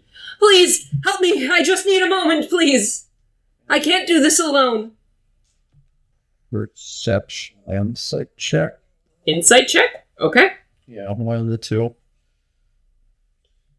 You do insight, I'll do perception. 14 plus 4, 18 for insight. I'll do perception. We should help this person have it. 16 plus 2, 18. Okay. And Ragoba, instantly trust? Yeah, what's not to trust here? Yeah. You walk right up with your tools to fix it. Can you please make a carpenter's tool check before I reveal what they got? Yeah. That's like is that sleight of hand technically, or is it Dex plus proficiency? Dex plus proficiency because you are proficient. Yeah, so that is a 11. An 11. Yeah, this is pretty damaged. You'll help this lady out. She doesn't know what she's doing. So you start fixing it. However, you two know a little bit better than to be suspicious. The camel doesn't look exhausted, as Gordo notices. And Iraj, you notice the woman's frustration seems exaggerated. However, what did you get for your perception? 8. I didn't do perception, I did an insight. And so what did you get then? 18. 18. With an 18 then, We got double 18s. you notice reaching into Ragoba's pocket is a small childlike hand. Dash. Oh, that child's Grab gonna be. Okay, you want to grapple the child? Grapple the child. Grapple the child! Grapple him. Alright, so that's going to be just Maybe it's a gnome. could be a gnome. So would that be just like a strength? That is a athletics or acrobatics. Well, no, athletics because you're doing the grappling. Cool. The child has to choose. I got a net one. Damn. Plus You jump at whatever is reaching into Ragoba's pocket, and you kind of like plute yourself right on top of Ragoba and like you. And as this, it is revealed to now Iraj and Gordo, this small little child holding Ragoba's gold pouch. That's unfortunate for the child. Yeah, there's not much in it, unfortunately. I'm gonna pull out my bow and Shoot the child. No, I'm not. No, I'm Shoot not. the child. Listen to me. You have Yes, you yes. have one Burn the action child. before the child runs away. I am holding it out and pointing it at the child, but I am not. I'm not going to fire an arrow. I say, drop the pouch. That's not yours, child. Intimidation check. Okay. Advantage. Yeah. You are pointing a weapon at them and they are a child. Suck it, kid. Fuck them kids. They got pulled. They closed it. I'll roll with advantage. Yes. Burn the child. Yeah. So with advantage, I rolled a 5 and a 4. Now plus, I believe I have proficiency in. So it's +1. Yeah. The kid holding the gold patch goes, and then just keeps running down the way, and you see like the woman of the cart just kind of looking, oh shit! Like, Yeah. do you point it at the woman now? He points at the woman and say, "Did you go get your kid?" I don't know what you told. I didn't know who that was. Insight check. Go ahead. 10. You are not sure. She seems freaked out. Oh. Pretty frazzled. Gordo, that hurt. Just trying to protect you. Protect what? Never mind. The kid got away. Good. He got away with your money too. Like I'd say none of what just happened went as it should have. yeah. All right. Tell me about it. Well, it could have been worse. How much did they get? Oh, 5 gold. Oh, huh. Can I look at the lady's reaction during that? Inside check. Inside check again. 5 gold pieces. 12 now. Yeah, okay. Okay, lady. Not enough to cover. conserve anything. Yeah. Anyways, I'll go. Whatever. And I'll say, get out of here. Don't try and do that again. Anyone else? I don't know what you're talking about. And she goes back to start fixing her axle, which you have now successfully fixed. And she just starts like throwing her stuff back up on the cart, muttering. You all keep moving? Yeah. All right. Now, unless Sorry, they're... you got robbed. It's bound to happen eventually. Yep. All right. So, Thank you for giving me many, many opportunities prior to this to stash my money. So that way I am mentally prepared to stash my this money. could have happened on your first crossover if you didn't go to the other way with Kabad. Yep. So you've just been sitting on this one Yeah. for like the entire That's time. that's the nice part about the way I'm planning this is that I plan by area, not through like plot. Gotcha. So when you get there, you get something happens, you know, Gotcha. and it might be vaguely related to the story, that sort of thing. Yeah. So that's nice. So it's essentially like a randomly generated bridge encounter. So that's nice. But now, unless there's anything you wish all to speak of, you will arrive in Rukesh come nightfall. Lukesh. All right. Then let us arrive. As the party leaves behind the bridge and the chaotic scene of the broken down cart, the desert opens up before you again, vast and indifferent. The sun burns high in the sky, casting shimmering waves of heat off the earth, and dunes rise and fall like the golden ocean once more. In the party, you can feel the dry, unforgiving wind scratching at your skin. The road to Rukesh is long and arduous. The occasional caravan passes as the party can hear soft murmurs from distant voices, and as travelers pass by, veiled faces shadowed beneath flowing robes to shield them from sun and sand. Can you all please make a survival check? Because with the winds, it's getting hot too. Survival. Survival. Survival. Not good. Very good. Mid. 8. 18. 5 plus 2. All right, Iraj and Gordo, you are both exhausted. You are dehydrated. Ragoba, you came prepared. You have a water skin. And you remembered to fill it up before leaving. They did Thank not. goodness it didn't get stolen. All right. By dusk, the sky darkens with an orange glow of the setting sun. Ahead, the sandstone walls of Rukesh finally come into view, etched against the twilight like a distant fortress from a half-forgotten land. The city, bathed in dying light, looks welcoming and foreboding.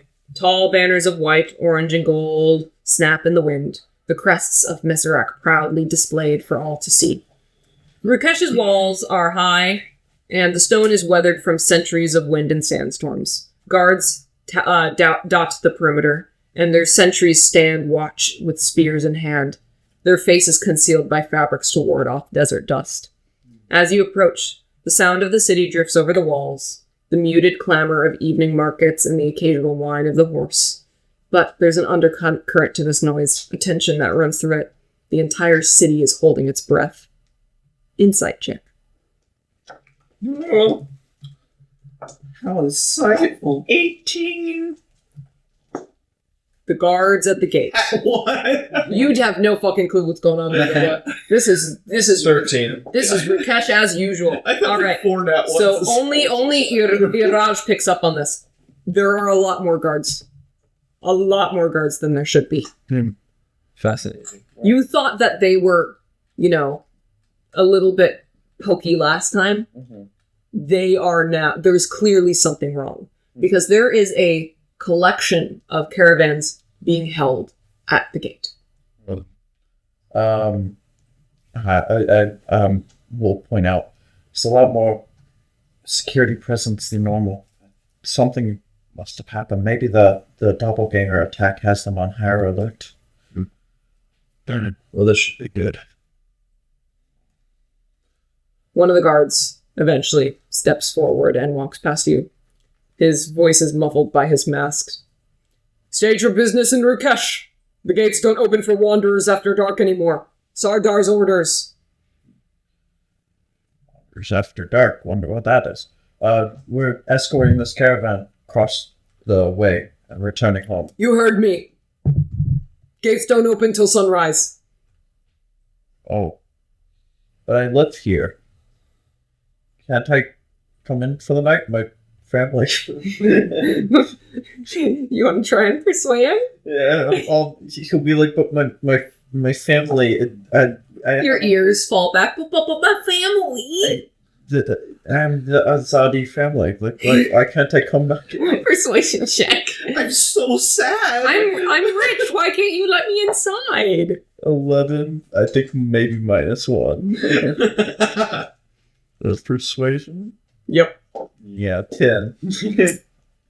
The guard kind of looks over and he's just like, "You'll wait like the rest, Azadi." Anybody else want to try? Or perhaps pull some gold from their purses? Ragoba's is like, I can't bother. I guess I got the gold.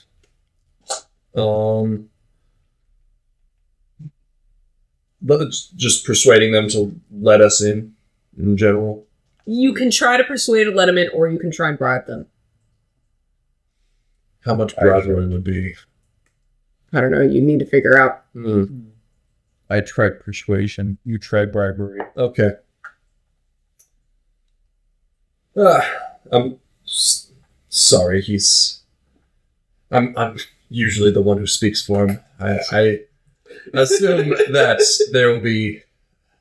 I assume there's some other arrangements we can make, and I slide. I reach in and slide. Just a small 10 gold pieces just to begin with. He looks at the gold pieces. Can you please make a persuasion check with advantage? Of course. $100. Persuasion. That's cocked. Now it's on. Yes, it is. That's a nat 20.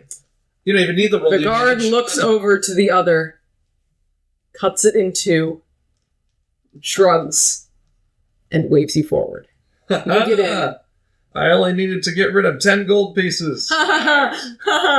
Yeah, that's where we're gonna end today. You guys made it into the city. Yay. From now on, no one is let in after dark for Rukesh.